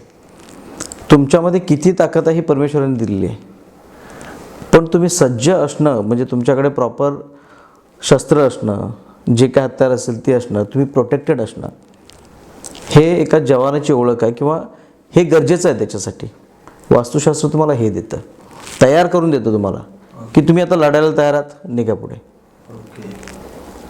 जर तुम्ही शस्त्र नसतील तुमच्याकडे, असंच गेलात, तुम्ही काय कराल तिकडे? काहीच नाही करणार. पण तुम्ही जर सज्ज होऊन गेलात, तुमच्या ताकदीप्रमाणे तुम्ही समोरच्यावर हवी व्हाल. एकाला माराल, 10 जणांना माराल, 100 जणांना माराल, जे परमेश्वराने तुम्हाला ताकद दिले त्याप्रमाणे तुम्ही प्रोग्रेस करणार. म्हणजे एक छोटं उदाहरण सांगायचं झालं तर तुमची दिवसाची 1000 रुपये कमवायची तुमची ताकद आहे, पण तुमची वास्तू दूषित आहे, तुम्ही 100च कमवणार. आणि त्याच्यात तुम्ही समजणार की माझी कॅपॅसिटी 100 रुपयाची आहे, पण तुमची आहे 1000ची. तुम्हाला कधी कळणार हे? ज्यावेळी वास्तुदोषावर तुम्ही काम करताय, त्याचं निवारण करताय, तेव्हा तुम्हाला कळेल, हा रे हा, मी दिवसाचे 1000 रुपये कमवू शकतो, मी अडकून पडलो होतो. म्हणजे बऱ्याच जणांचं असं पण आहे की त्यांच्या घरात जे वास्तुदोष आहेत हे त्यांना माहितीसुद्धा नाही, असं पण म्हणायचं आहे तुम्हाला. बरं, आता मला काय काय असं माहिती, मला फक्त तुम्ही करेक्ट करा की हे वास्तुदोष आहेत की नाही. जसं जेवढं काय मला कळलेलं आहे की दक्षिणेला दरवाजा असणं हा वास्तुदोष आहे. याच्यामध्ये कसं आहे, दक्षिणेचं ठराविक पद आहे, त्या पदाला दरवाजा असेल तर चालतो, आणि त्या घरामध्ये राहणाऱ्या व्यक्तीचं प्रोफेशन काय आहे याला सुद्धा आपण ते कनेक्ट करतो. त्याच्या पत्रिकेमध्ये काय आहे, मंगळ कसा बसला आहे त्यालाही आपण कनेक्ट करतो. त्याच्यानुसार मग आपण ठरवतो की याला दक्षिणेचा डोर चालेल की नाही. माझ्या मते पर्सनल जर मला विचारलात या शास्त्राबद्दल तर मी सांगेन उत्तरेची डोर सगळ्यात चांगली. मुख्य, भल्लाट, सोम ही जी पदं आहेत ही सगळ्यात चांगली. टोटल किती 32 पदं येतात की 45? आउटर पेरिफेरीमध्ये 45 देवता, 32 देवता आहेत. हां, तर टोटल देवता जर बघितलं तर 45 आहेत वास्तूमध्ये. आणि त्यानुसार मग ठरतं की समजा आता जसं आपण मी मगाशी म्हटलं की दक्षिणेला बऱ्याच म्हणजे कॉमन पीपल दक्षिणेला दरवाजा म्हणजे वाईट, दक्षिणेला पण अशी काही पदं आहेत की जिथला दरवाजा चांगला मानला. हां, ज्या ठराविक प्रोफेशनसाठी पण ते प्रोग्रेस करणार आहेत. म्हणजे तुमच्यासाठी फायदेशीर ठरू शकतो असं पण आहे. पण ते कधी कळेल जर त्यांनी सगळं या गोष्टीची तज्ञांकडनं माहिती बरोबर त्यावेळी कळणार आहे. त्यांची पत्रिका बघून कळणार आहे की यांचं मंगळ चांगलं असेल, चांगले रिझल्ट येत असेल तर ऑब्व्हियसली त्यांचे साऊथ त्यांना सपोर्टिव्ह असणार आहे, खूप चांगली प्रोग्रेस असेल त्याच्यामध्ये. तसं जर असतं तर प्रत्येक घरामध्ये आता जेवढे तर दक्षिणेला ज्यांची मेन डोर आहेत त्या सगळ्यांना प्रॉब्लेम यायला पाहिजेत. बरोबर नाही आहेत, प्रत्येकाला नाही. हो, नाही आहेत. मे बी मग प्रत्येकाची दरवाजाची पोझिशन जी वेगवेगळ्या ठिकाणी पदामध्ये असं म्हणतात तेही असू शकतं. प्लस त्यांच्या पत्रिकेला ती दिशा सपोर्टिव्ह असू शकते. आणि दुसरी गोष्ट, आता एका घरामध्ये 4 लोक राहतात, पण त्याचा इफेक्ट सगळ्यांवर सेम होत नाही. कारण याला कारणीभूत त्यांची पत्रिका आहे, त्यांचे कर्म आहेत. त्या व्यक्तीची कर्म चांगली असतील, पत्रिका स्ट्रॉंग असेल, त्याला तेवढा इफेक्ट नाही होणार, तेवढे दोष नाही लागणार त्याला. त्याच्या उलट ज्या डायरेक्शनला डोर आहे त्याला त्याची पत्रिका जर अलाईन असेल, व्यवस्थित त्याला सुटेबल असेल, खूप चांगली प्रोग्रेस करेल. अच्छा, आता जसं आपण म्हणतोय की एका घरात 4 जण आहेत, बरोबर, तर त्याच्यात आणखीन हा प्रकार येतो की घराचा जो मूळ कर्ता पुरुष आहे त्याला जास्त इफेक्ट होतो. हो, ज्याच्या नावावर ते घर आहे त्याला इफेक्ट जास्त होतो त्याचा. हो. आणि मुळात आपण ज्या घरामध्ये राहतो, जिथं झोपतो, त्याचा इफेक्ट आपल्या सगळ्यांवरच होतो. बरोबर. जे इथे वास्तव करतात किंवा झोपतात त्यांना इफेक्ट होतो. कारण का आपण निदान 7-8 तास तरी झोपतो. करेक्ट. ज्यावेळी आपण झोपतो त्यावेळी आपलं सबकॉन्शियस माइंड जागा असतं. बरोबर. आणि या ज्या गोष्टी आहेत त्यामुळे सबकॉन्शियस माइंडवर त्याच्यावर परिणाम करतात. आणि तिथे आपलं प्रोग्रामिंग होतं. सेकंड डे आपण मग ते गोष्ट करतो. सकाळी उठल्यानंतर जर एखादी निगेटिव्ह गोष्ट कळली किंवा आपला मूड निगेटिव्ह झाला तर पूर्ण दिवसभर तुमचं तसंच जातं. ऑब्विसली. तर ती जी एनर्जी कॅरी करता तुम्ही तीच दिवसभर फॉरवर्ड करता. हां. तर त्याच्यामुळे रात्री झोपून उठल्यानंतर फ्रेश असावं माणूस. ह्या सगळ्या गोष्टींना वास्तू कारणीभूत आहे. एनर्जी सगळी गोष्ट येऊन थांबते ती एनर्जीवर येऊन थांबते. नंतर आणखी एक प्रश्न की जसं आता आपण म्हटलं एका घरात 4 व्यक्ती, ठीक आहे.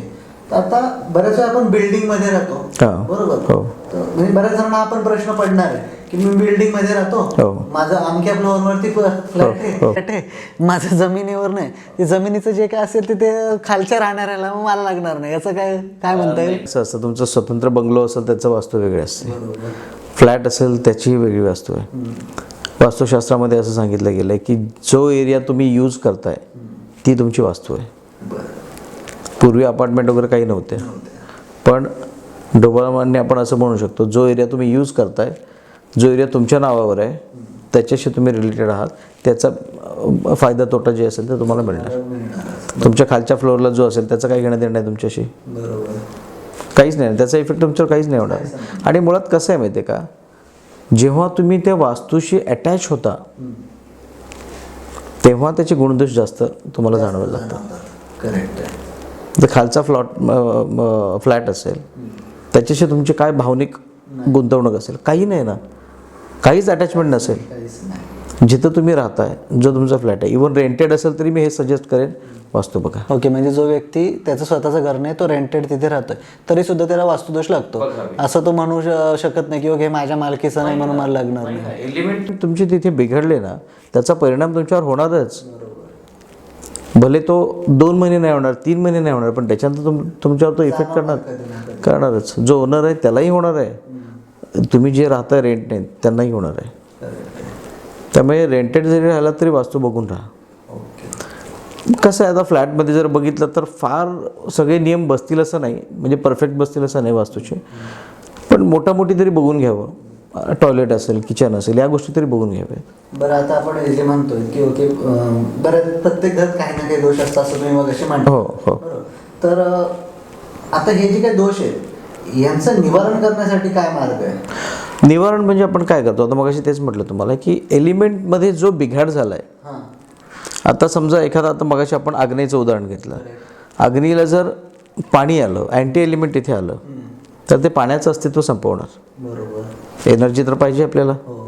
एनर्जी कमी झाली की तुम्ही तो फोर्स येणार नाही तुमच्यामध्ये, किंवा एलिमेंट कमी झालं की त्याचा काहीतरी तुम्हाला सेटबॅक बसणारच आहे. तिथे आपण काय करतो, तो अँटी एलिमेंट जो आहे तो तिथून हटवतो, किंवा ते शक्य नसेल तर तिथला जो एलिमेंट आहे लोकल त्याला पण एनहान्स करतो. हां, हे उपाय आहेत त्याच्यावर. इवन सगळं म्हणजे अल्टिमेटली सांगायचं झालं तर एलिमेंट बॅलन्स करणं हाच एक उपाय आहे त्याच्यावर. त्याचे बरेच प्रकार आहेत, पण तुम्ही कसे करता, वैदिक उपाय वापरून करता का आणखीन काही कलर थेरपी असते, लाईट वापरून आपण करतो, काही याच्यामध्ये फक्त मसाले घरातले जे आपण रेग्युलर यूज करतो त्यातले मसाले यूज करतात, मीठ यूज करतात. हो, हा रेमेडीचा भाग आहे. ते तुम्ही प्रत्येकाचे वेगळे रेमेडीज असतात त्याच्यामध्ये. अल्टिमेटली काय, हे एलिमेंट बॅलन्स करा. घरातलं सगळ्यात चांगली झोपण्यासाठी जागा कुठली? कोण झोपणार आहे त्याच्यावर पण डिपेंड आहे. ओके. घरातला जो करता असेल, मेन असेल, त्याने साऊथ वेस्टला झोपावं. नाही झोपतेला झोपावं. ओके. ज्या मुलाचं लग्न व्हायचं आहे, मुलीचं लग्न व्हायचं आहे, त्याने नॉर्थ वेस्टला झोपावं. त्याच्याने काय होईल, लवकर लग्न व्हायचे हां, शक्यता असते. आणि दुसरी गोष्ट काय आहे, साऊथ वेस्टला जर एखाद्या तरुण मुलाला जो करणार आहे, आता करण्याची उमेस आहे, अशा माणसाला जर तुम्ही साऊथ वेस्टला झोपवलं तर तिथे आळस येतो, पृथ्वी तत्व आहे. मग ती जी सकाळी उठून जी बाहेर जाण्याची कामं करण्याची तरतरी असते ना, ती तेवढी नाही मिळत, आळस येतो. पण तिथे झोप चांगली लागते साऊथ वेस्टला, रिलॅक्स राहतो माणूस. पण ते दुसऱ्या दिवशी त्याने त्याच जोमाने काम पण केलं पाहिजे ना. म्हणून तिथे जे आता नवीन पिढी असेल, म्हणजे जे आता काम करणारी आहे, त्यांना मी सजेस्ट करत नाही तो नका. नॉर्थ वेस्ट त्यांच्यासाठी बेस्ट आहे. घरात कोण वृद्ध असेल नॉर्थला झोपा. वाईट कुठचीच नाही आहे दिशा, काही त्याचे प्रॉब्लेम्स येतात. आता साऊथ ईस्टला कपल झोपत असेल तर त्यांच्यामध्ये वाद होण्याचे चान्सेस भरपूर असतात. साऊथ ईस्टला झोपू नये. बऱ्याच जणांनी मी सजेस्ट करतो, जर नवरा बायको चर्चा काही कुठच्या गोष्टीवर करणार असाल तर इथे करू नका. हां, ते भडकत जाते, विषय भडकत जातात ते. मग तिथून उठा, सरळ बाहेर आहे, उत्तरेला ईशान्येला तिथे बसा, चर्चा करा, नंतर तुम्ही जा तुमच्या बेडरूममध्ये. बरं, असं काही आहे का की स्त्री किंवा पुरुषांनी अमुक ठिकाणी झोपावं अमुक ठिकाणी झोपू नये, असं काही नाही. असं काही नाही. ओके. बरं, झोपण्याची दिशा बऱ्याच वेळा हा एक महत्त्वाचा विषय आहे. हो, झोपताना तुमचं डोकं कायम दक्षिणेला असलं पाहिजे, उत्तरेला पाय असले पाहिजे. असं म्हणणं दक्षिणेकडे नाही. नाही, आपलं जे गुरुत्वाकर्षण शक्ती जी आहे ना, ती दक्षिणेकडनं हे होते. आणि ज्यावेळी आपण दक्षिणेकडे डोकं करून झोपतो ना, त्या ब्लड सर्क्युलेशन जे आहे ती, म्हणजे डोक्याला जे मेंदूला रक्तपुरवठा व्हायला पाहिजे त्याप्रमाणित होतो. त्याच्या उलट झोपलात की तो पायाकडे रक्तप्रवाह जास्त होतो. याला सायंटिफिक बेस आहे. वास्तुशास्त्राने तर हे ॲग्री केलेलंच आहे, प्लस याला सायंटिफिक बेस पण आहे. दक्षिणेला डोकं करायचं आणि उत्तरेला पाय. हां, जिवंत व्यक्तीने असं झोपायचं, मृत व्यक्तीला आपण उलट झोपवतो. उत्तरेकडे डोकं, मृत व्यक्ती दक्षिणेकडे पाय असतात. आणि हा नियम पाळावा, सगळ्यांनीच पाळावा. याच्यामुळे बीपीचा त्रास वगैरे होणं हे कमी होतं. ओके. इतके सिम्पल रेमेडीज असेल ते पाळणं कोणाला कठीण नाहीच जाणार. हो, माझ्या बाबतीत म्हणजे माझ्या मित्राच्या बाबतीत एक घडलेली गोष्ट की त्याच्या घरी गेल्यावर ते मी बघितलेलं की त्याचं ज्या ठिकाणी किचन होतं त्या ठिकाणी त्याचं बेडरूम सेट केलेला, आणि जिथे त्याचं बेडरूम होतं तिथे त्याने त्याचं किचन सेट केलं. नंतर ते इथपर्यंत त्याचं हे झालेलं, तर मला ती कमाल वाटली खरंच, त्याने इतकं केलं वगैरे. ती असं काही उपचार केले जातात याच्यात? हां, जर आता ते मगाशी तुम्हाला सांगितलं त्याप्रमाणे साऊथ ईस्टला जर बेड असेल, त्याने जर साऊथ वेस्टला किंवा नॉर्थ वेस्टला शिफ्ट केलं तर चांगलंच आहे ना. साऊथ ईस्टला किचन शिफ्ट करा, हे म्हणजे हे परफेक्ट होईल. काय होतं, आपण रेमेडी करतो. रेमेडी करणं म्हणजे ते परफेक्ट करणं असं नाही. आपण हात मोडल्यानंतर त्याला प्लास्टर घालतो, तोच प्रकार आहे. पण हात मोडल्यानंतर तुमचा पूर्ववत होतो का, तेवढं हेवी वजन उचलू शकता का, त्याला लिमिटेशन्स येतात. सेम इथे मी तर म्हणेन, जर तुम्ही नवीन वास्तू बांधत असाल तर वास्तुशास्त्राप्रमाणेच बांधा. रेमेडी करता येतील हे नका करू. जर नाईलाज असेल, आधीच बांधलेलं असेल, माहीत नव्हते वास्तुशास्त्र, नंतर तुम्ही रेमेडी करून घेता, ही गोष्ट वेगळी आहे. घर किंवा बिल्डिंग वगैरे यांचं बांधकामाच्या वेळेस ना बऱ्याच वेळेस लोक ते पाणी शोधणं वगैरे जो प्रकार असतो ना, हां, तर मग तो विषय वास्तुशास्त्रात येतो की त्यापेक्षा वेगळा आहे? ॲक्च्युली थोडासा हा वेगळा येतो. हा एनर्जीवर बेस्ड काम आहे. म्हणजे त्यांची फ्रिक्वेन्सी, एनर्जी, काय जणांचं कसं असतं बघा, त्याची वेगवेगळे मेथड आहेत. मग तुम्ही नारळावरनं पण पाणी बघू शकता.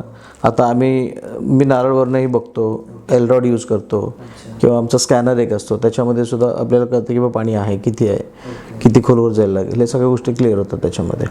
काही जणांना एवढी त्यांची तपश्चर्या असते किंवा तेवढी एनर्जी असते, तेवढा अनुभव असतो. काही जण फक्त जमिनीवर जरी त्या एरियामध्ये गेल्यानंतर कळतं की बा इथं पाणी आहे, त्यांना बघायची गरजच नाही. म्हणजे त्यांना ना स्कॅनरची गरज, ना एलरॉडची गरज, हां, ना नारळाची गरज. पाय ठेवल्यानंतर सांगतात इथं पाणी आहे, काढा तुम्ही, आणि त्यांचे सक्सेस होतात. रत्नागिरीमध्ये असे 1-2 व्यक्ती आहेत. तेच विचारलं की याचा सक्सेसफुल बराच रेशो येतो. खरोखर सक्सेस? हो, 90% तरी होतं. 10% ठीक आहे, आपण मनुष्य आहोत, त्यामुळे ते एक्सक्युजेस असणारच आहेत. हां, काही जण हो. आणि माझं एक, मी पण करतो, आणि माझं एक सजेशन राहील, प्रेक्षकांना पण एक सजेशन राहील की ज्यांना विहीर पडायची आहे, बोर पडायचं आहे, त्यांनी एकाऐवजी दोघांना हे करा, कन्सल्ट करा. सेकंड ओपिनियन घ्या. कारण तुम्ही खर्च करताय, $1,00,000-2 लाख खर्च करताय, तर मी म्हणेन थोडा आणखीन खर्च होईल. थोडेसे खर्च करून ओपिनियन घेऊन घ्यायचं. हां, ते बेटर, सगळ्यात बेटर. ओके. कारण असं ही गोष्ट कोण सांगणार नाही तुम्हाला फारसं, पण हे करणं फार चांगलं राहील. जर समजा सर असं असेल, आता जसं आपण म्हटलो की वास्तूचा आपल्यावरती इफेक्ट होतोय, आपण तिथे राहतोय, झोपतोय, बरोबर. जर एखाद्या ठिकाणी मी झोपत नाही किंवा राहत नाही, वास्तव्यासाठी नाही आहे माझं ती जागा, तर त्याचं काय वास्तू बघण्याची गरज आहे? ऑब्व्हियसली गरज आहे. प्रत्येक प्लॉटमध्ये वास्तू बघावी. तुम्ही कर्म करताय तिथे, ठीक आहे, झोपण्याची तुमची वास्तू वेगळी आहे, घर वेगळं आहे, पण त्या जागेमध्ये जाऊन तुम्ही कर्म करताय ना. तिथं तुमची इंडस्ट्री असेल, ऑफिस असेल, कमर्शियल काही असेल तुमची जागा वगैरे, तिथे तुम्ही कर्म करताय. आणि जिथं तुम्ही कर्म करताय तिथं तुमची अटॅचमेंट आली. जिथं तुमची अटॅचमेंट आली तिथे वास्तू बघणं गरजेचं आहे. म्हणजे जर इन केस समजा एखाद्याचं ऑफिस असेल किंवा एखाद्याची कंपनी असेल, तरी सुद्धा वास्तू दोष वगैरे हे सगळ्या गोष्टी 100%. जर समजा एखाद्याने फक्त इन्व्हेस्टमेंट पर्पजने एखादा प्लॉट वगैरे घेऊन ठेवला, तर प्लॉट तुम्ही घेतला, करेक्ट आहे, तुम्हाला तो सेल आउट करायचा आहे. इन्व्हेस्टमेंट म्हणून घेतला तुम्ही, इन फ्युचर तुम्हाला सेल आउट करायचं आहे. सेल आउट करेल किंवा स्वतः कधीतरी बांधेल अशी. हां, व्हॉट एव्हर जे काय असेल ते. पण तो समजा तुम्ही ज्यावेळी सेल आउट करायला जाल त्याला, तर तो व्यवस्थित किमतीला तरी गेला पाहिजे. ऑब्व्हियसली. मग हे सुद्धा वास्तुशास्त्रावर डिपेंड आहे. बरं, आता आपण मगाशी म्हटलो घराचे मिनिट तुम्हाला मध्ये तोडतोय मी. याच्यामध्ये आणखीन एक मुद्दा जोडेन मी. ज्यावेळी तुम्ही एखादा प्लॉट बघायला जाता, गेल्यानंतर तुमच्या व्हायब्रेशनशी त्या प्लॉटमधले व्हायब्रेशनची अलाइनमेंट झाली पाहिजे. आता तुम्ही दुकानात गेलात, एखादा शर्ट घ्यायला गेलात, साधारण तुमच्या डोक्यात असेल किंवा 1500 आपलं बजेट आहे, 1500मध्ये मी एखादा शर्ट घेईन. पण तुम्ही गेल्यानंतर इथं 2000चं शर्ट तुम्हाला आवडलं, पण तुमची इच्छा होते की मला ते घ्यायला पाहिजे, पण तुमचं बजेट नाही आहे. नाही घेतलात, घरी आलात, पण तुमच्या मनात ती हुरहुर लागून राहते. शर्ट चांगलं होतं, घ्यायला पाहिजे होतं मला, 500 रुपये इकडे तिकडे केले असते पण घ्यायला पाहिजे होतं मला. ही जी हुरहुर आहे ना, ती जागा बघितल्यानंतर राहिली पाहिजे. ती एनर्जी तशी त्याला ती ओढून धरते, त्याला ती अलाईन होते, ते गरजेचं आहे. जरी इन्व्हेस्टमेंट म्हणून जरी घेतलं असेल तर हे होणं गरजेचं आहे, तेव्हा तुमचं प्लॉट चांगल्या किमतीला जाईल. ओके. पण त्याच्याही पुढे जाऊन अजून मला प्रश्न पडलेला हा, की जसं आपण म्हणतोय की घराचा वास्तू, घरात ह्या जागी झोपणं, ह्या जागी बसणं, किंवा पाहुणे इथे बसतील, किंवा आजी आजोबा, जे काय, दरवाजा, देवारा, बरोबर, ह्या सगळ्या गोष्टी. पण जेव्हा तो इन्व्हेस्टमेंट म्हणून प्लॉट आहे, तेव्हा त्याच्यात वास्तू म्हणून काय बघणार आपण? फक्त ह्याच गोष्टी वास्तू नाही आहेत ना. म्हणजे तुम्ही कन्स्ट्रक्शन फक्त म्हणताय, हीच फक्त वास्तू नाही आहे. त्या जो प्लॉट तुम्ही घेतला आहे त्याची, त्या जमिनीची, त्या मातीची टेस्ट, सुगंध इथपासून चालू होतं. त्या मातीमध्ये काय आहे, तुम्ही साधारण खणल्यानंतर काय मिळतं, अवशेष कसले मिळतं, त्याच्यापासून वास्तू सुरुवात आहे. तिथली एनर्जी काय आहे, व्हायब्रेशन्स काय आहेत, हे सगळ्यात महत्त्वाचं आहे. तुम्ही आता हे म्हणालात की इन्व्हेस्टमेंटसाठी जर घेतलेलं असेल, तर मी मगाशी तुम्हाला मुद्दा बोललो की तिथे गेल्यानंतर तुम्हाला जी अट्रॅक्शन, जी हुरहुर लागली पाहिजे ती नाही लागणार. जर तसं प्लॉट एनर्जेटिक नसेल तर तुम्ही म्हणणार की बा ठीक आहे, मला एवढ्याला आला तर घे, नाही तर जाऊ दे, थोडी किंमत जास्त आहे पण मला घ्यायला पाहिजे, असं वाटतं. ती हुरहुर आहे ती लागली पाहिजे. ती एनर्जी चांगली असेल तरच लागेल. याच्यात अजून असा काय प्रकार पडतो का की जागेचा आकार काय वगैरे? सगळ्याच गोष्टी आल्या त्याच्यामध्ये. हो हो, सगळ्याच गोष्टी आल्या. त्याच्यात पण कुठले चांगले आकार, कुठले नाही? बेस्ट स्क्वेअर किंवा रेक्टँगल. ओके. हे सगळ्यात बेस्ट. अच्छा. त्याच्यानंतर मग उपाय असतात किंवा आडवा तिडवा असेल तर पण त्याला कट करून त्याला ते स्क्वेअरमध्ये काढणं वगैरे सगळ्या गोष्टी आहेत, पण त्या खर्चिक आहेत. पण मुळात जर चांगला तो स्क्वेअरमध्ये किंवा रेक्टँगल असेल तर बेस्ट. त्यात परत उतार येतात, तो कुठच्या साईडला त्या प्लॉटचा उतार आहे, नदी वहाळ वगैरे आसपास असेल तर मग ते कुठच्या बाजूला आहे, कुठच्या डायरेक्शनला आहे, हे सगळं येतं. मग त्याच्यावरून ठरतं की मी ह्या सगळ्या गोष्टी येतात की ज्याच्यावरून ठरवलं जातं. ओके. जसं आता घरात पण आपलं असतं ना की स्क्वेअर असणं चांगलं की नाही? चांगलं. मग घरात मग बऱ्याच वेळेस आपलं काय होतं, बिल्डिंग्स वगैरे मधले घरं असतात की बरेच आपले कोपरे कट होतात ना, कारण एक्झॅक्ट रेक्टँगल कधीच बनत नाही. नाही, याच्यामध्ये आता मी जेवढे माझ्या क्लायंटना मी प्लॅन देतो ना, ते रेक्टँगल किंवा स्क्वेअरमध्येच देतो. मी कधीच कोपरे काढत नाही. त्यांची जर डिमांड असेल तरी मी काढत नाही. कारण त्याचं काय इफेक्ट किती कसं असतं, एखादा डायरेक्शन तुमचं वाढलं, आता साऊथ वेस्ट वाढलं तर साऊथ वेस्ट याच्यामध्ये पण कसं असतं की साऊथ वेस्ट वाढलं आहे असं म्हणायचं का तुमची वेस्ट आणि नॉर्थ वेस्ट कमी झालं आहे असं म्हणायचं. हां, ते रेशोवरनं ठरतं. ओके. तर याच्यामध्ये कसं होतं, एक्सटेन्शन झालं की ते डायरेक्शन वाढलं, त्या डायरेक्शनचं प्रमाण वाढलं, मग त्याचा तुमच्यावर इफेक्ट वाढला. त्याच्यामुळे ते सगळं जर राखायचं असेल, प्रत्येकाचं प्रमाण बरोबर ठेवायचं असेल तर मग ते आपल्याला रेक्टँगल किंवा हे पाहिजे आणि केलं पाहिजे. स्क्वेअरमध्ये पाहिजे. बरं, जसं आपण बऱ्याच वेळा म्हणतो ना की आता हे दरवाजे असं तर बरेच वेगवेगळी पदं आहे, त्याच्या हिशोबाने ठरू शकतं वगैरे. किंवा जसं मी तुम्हाला झोपण्यासाठी जागा विचारली, करता पुरुष नैऋत्येला, तसं घरातला देवारा कुठे असावा, देव कुठे असावे? देवाऱ्याबद्दल बऱ्याच जणांचं म्हणजे असं म्हणणं आहे की नॉर्थ ईस्टला चांगला असतो. नॉर्थ ईस्टला गुरु आहे, ईशान्येला गुरु असतो, म्हणजे गुरुग्रह असतो जो धार्मिक आहे, जो सगळ्यात शुभ आहे, तिथं देवारा असावा. हे ठीक आहे. पण त्याचबरोबर समजा वेस्टला असेल तर चालू शकतं, त्याच्यात असं काही नाही. पण मला जर विचारलं तर मी फक्त नैऋत्य आणि दक्षिण या दोन दिशांना टाळतो आणि बाकी ठेवू शकता तुम्ही. पण त्याच्यामध्ये फेसिंग महत्त्वाचं आहे. देवाराचं फेसिंग पश्चिमेला, तुमचं पूजा करणाऱ्याचं फेसिंग असेल पूर्वेला. त्याच्या उलट मंदिरांमध्ये असतं. मंदिरात मंदिरामध्ये जो देव असेल त्याचं फेसिंग असतं ईस्टला, जो आपण पूजा करणार त्याचं वेस्टला. हां. बरं, हे झालं आपले आत्ताच्या हल्लीची घरं वगैरे. आपलं असं म्हटलं जातं की पूर्वीची घरं वास्तूनुसार असायची वगैरे. हो.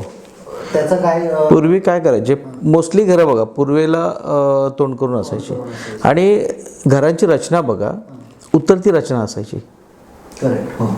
अजूनही म्हणजे आपल्या वरच्या घाट माथ्यावर गेला तिकडेही तीच पद्धत आहे, कोकणामध्ये तर आहेच आहे. हां, असा प्रकार आहे. मग हा त्यांनी मेंटेन केला होता. त्यावेळी लोकांमध्ये समृद्धी होती, समाधान होतं. महत्त्वाचं म्हणजे मला इथे हायलाईट करायला आवडेल हा मुद्दा की वास्तू बांधल्याने माझ्याकडे धन दौलत सगळ्या गोष्टी येतील, ठीक आहे, ते येतीलच, पण त्याच्या आधी समाधान आपल्यामध्ये. आपण काय करतो, समाधान बाहेर शोधतो. मी आज 1 लाख कमवतोय, मला 10 लाख कमवायचे आहेत. मग आपली आशा वाढत जाते. मग तुम्ही समाधानी कधी होणार? मग याचा आहे त्याचा आनंद कधी घेणार तुम्ही? हे तुम्हाला वास्तू शिकवतं. समाधान घेणं हे वास्तू शिकवतं तुम्हाला. 10,000मध्ये पण घर चालतं, 1 लाखामध्ये पण घर चालतं, 10 लाखामध्ये पण घर चालतं. पण प्रत्येकाच्या तो 10,000 कमवणारा पण सुखी आहे, कदाचित 10 लाख कमवणारा तेवढा सुखी नाही आहे, कारण ह्यानं समाधान शोधलं आहे. आणि हे समाधान शोधण्याचं काम वास्तू आणि ज्योतिष करतात. अजून एक मुद्दा म्हणजे पूर्वीची जी घरं असायची त्याचा ना वरचा सेंटरचा भाग बऱ्याचपैकी ओपन असायचा, ते वाईट की चांगलं? तसं म्हटलं तर त्याच्यामध्ये पण मतभेद आहेत बरेचसे. ब्रह्मस्थान हा मोकळाच असावा. हां, पण तो ओपन टू स्काय असावा किंवा नसावा याच्यामध्ये मतभेद आहेत. बऱ्याच जुन्या याच्यामध्ये बघा चारी बाजूने घर असायचं, त्याच्या एका साईडला डोर आणि मध्ये आला तर पूर्ण अंगण आतमध्ये. हां. काही जणांचं म्हणणं आहे की असं नसावं, ओपन टू स्काय नसावं. आणि ब्रह्मस्थान हलकं असावं. आता फ्लॅट सिस्टम वगैरे असतात त्याच्यामध्ये, आता मी जे प्लॅन वगैरे देतो तर त्याच्यामध्ये मी तो एरिया ठेवून देतो मोकळा. तो मोकळा असावा, त्याच्यावर कॉलम भिंत वगैरे काही येऊ नये. ही तसदी आपण घेऊ शकतो. हो, ही तसदी आपण घेऊ शकतो त्याच्यातून. आत्ताच्या घरांमध्ये बघितलं फ्लॅटमध्ये नेमकं तिथे भिंती किंवा काहीतरी सेंटरला असं काही येतात. काही जणांच्या तर टॉयलेट पण येतात. अरे बापरे, हा मोठा दोष आहे, वाईटच म्हटलं जाईल. हो. वास्तूमध्ये सगळ्यात महत्त्वाचं ईशान्य, ब्रह्मस्थान आणि नैऋत्य, ह्या 3 दिशा सांभाळाव्याच. इथे दोष असेल तर तुम्हाला दोष किंवा त्याचा त्रास खूप व्हायला लागतो. बाकी आपण थोडं ॲडजस्ट करू शकतो, बेर करू शकतो, ह्या गोष्टी बेर नाही करू शकत. बरं, वास्तूचे जे दोष आहे त्यांचा परिणाम आपल्या कुठल्या गोष्टी म्हणजे प्रत्येक गोष्टीवर होतो ना, प्रत्येक गोष्टीवर.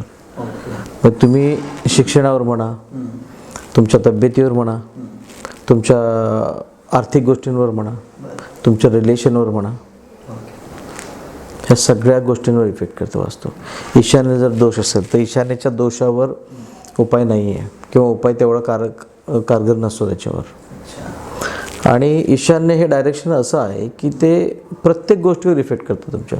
सगळ्यात आधी आजारावर, अच्छा. तिथून सुरुवात होते. मेंटली पीस राहत नाही, माइंड ऑफ क्लिअरिटी राहत नाही, निर्णय क्षमता राहत नाही, चुकीचे डिसिजन घेतले जातात. इवन जे संभ्रमित राहणं वगैरे ज्या गोष्टी आहेत ना, त्या सगळ्या क्रिएट होतात तिथे. त्यामुळे ईशान्य फार महत्त्वाची डायरेक्शन आहे. आणि ब्रह्मस्थान जर म्हटलं तर ब्रह्मस्थान जी कॉस्मिक एनर्जी येते ती उतरते ब्रह्मस्थानामध्ये आणि तिथून ते डिस्ट्रीब्यूट होते. त्यामुळे ब्रह्मस्थान हे उत्पत्तीचं कारक आहे. कुठचंही आता एखादं छोटं बीज आपण मातीमध्ये हे केलं, पुरलं, तर त्या सेंटरपासून स्टार्ट होतं. बरोबर. नवीन उत्पत्ती तिथूनच होते. ब्रह्माला आपण उत्पत्तीचं कारक म्हणतो, म्हणून ह्याला ब्रह्मस्थान म्हणतात. फार महत्त्वाचं आहे. त्याचप्रमाणे सॉरी थोडं तोडतं आहे तुम्हाला. त्याचप्रमाणे नैऋत्य आहे. नैऋत्य हे बॅलन्स आहे. कर्त्या पुरुषाचं ते मेन स्थान आहे. तुमच्या पूर्वजांचं स्थान आहे. त्यांचा आशीर्वाद तुमच्यावर पाहिजे, तेव्हाच त्या सगळ्या गोष्टी सुरळीत चालतात. त्यामुळे तिन्ही गोष्टी फार सांभाळाव्यात.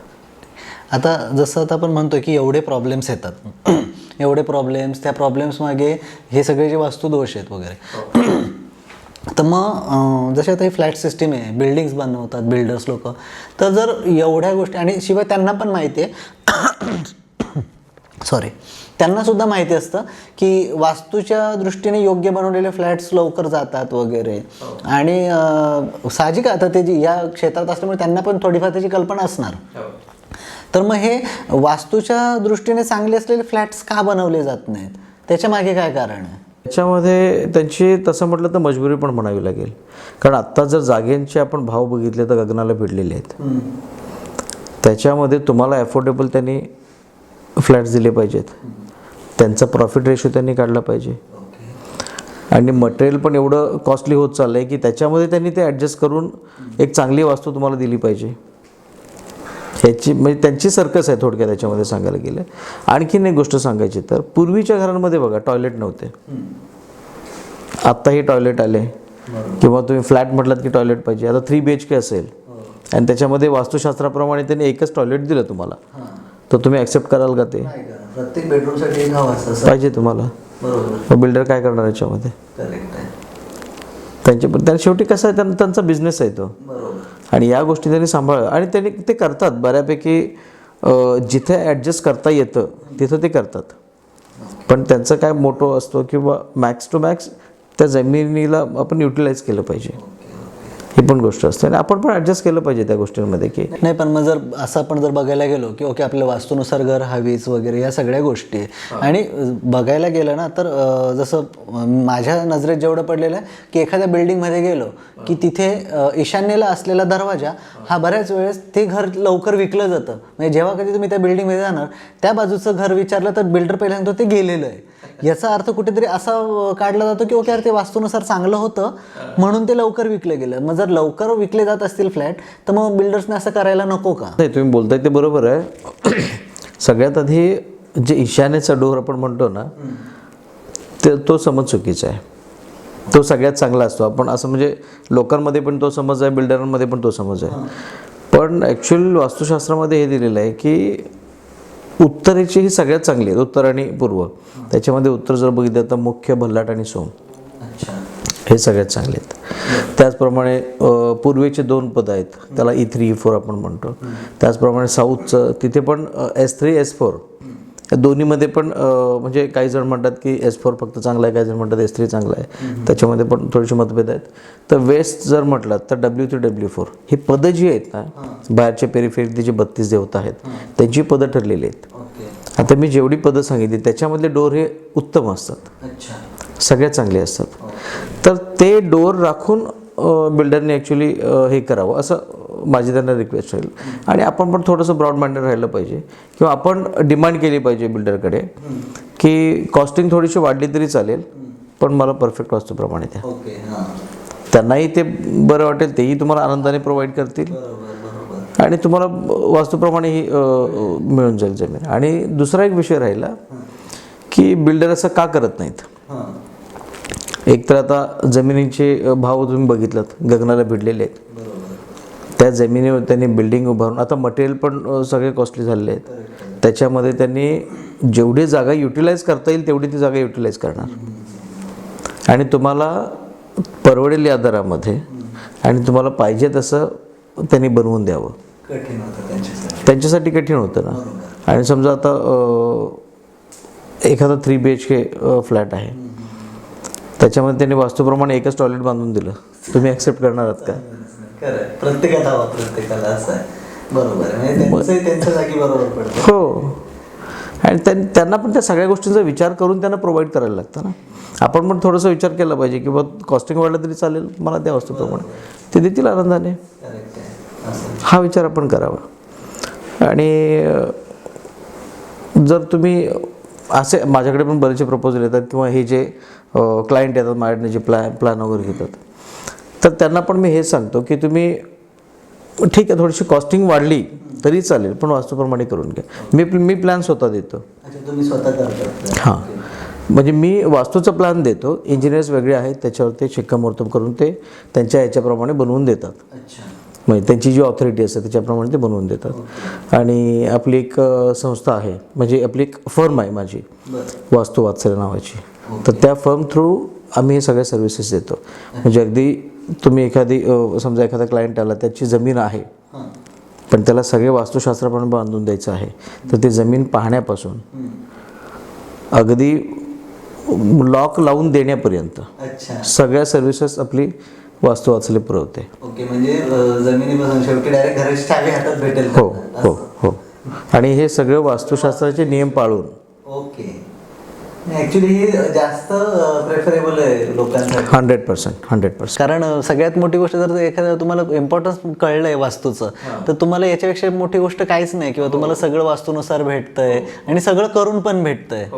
बरोबर. आणि त्याचबरोबर बिल्डरना माझी एक रिक्वेस्ट राहील की त्यांनी मॅक्स टू मॅक्स प्रयत्न करावा की जेवढं मोठी वास्तूप्रमाणे करता येईल, किंवा एखाद्या वास्तू कन्सल्टन्सी थोडंसं तुम्ही त्याच्यामध्ये कन्सल्टन्सी घ्या, कन्सल्ट करा त्याच्याशी, किंवा दोघांनी मिळून कसा प्लॅन बनवता येईल, जास्तीत जास्त जागा युटिलाइज करून कसं वास्तूप्रमाणे बनवता येईल.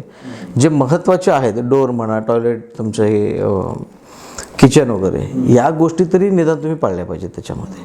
ही माझी रिक्वेस्ट होईल त्यांना. आणि तसं करता येतं, म्हणजे ते काय इम्पॉसिबल नाही आहे, ॲडजस्टमेंट करता येते. फक्त जो घेणार असेल त्याचं थोडंसं कॉस्टिंग वाढेल, पण मी म्हणून वाढलं तरी ठीक आहे, पण तुम्ही त्या एकीकडे जा. हां, आणखीन एक मला सांगायला आनंद होईल की आपली जी वास्तू वात्सल्य फर्म आहे, याच्या थ्रू आपला जो काही इन्कम येतो त्याच्या काही पर्सेंटेज आपली सन्मान प्रतिष्ठान जी एक संस्था आहे, सामाजिक संस्था, त्याच्याबरोबर आपण संलग्न आहोत. आणि तिथे आपली ठराविक जी अमाऊंट असेल तिथे आपण कॉन्ट्रीब्यूट करतो, ज्याच्याद्वारे सामाजिक काम वगैरे आपण करतो. म्हणजे आपलं एकाचं डोनेशन होतंय ते कामात. याचं कारण काय?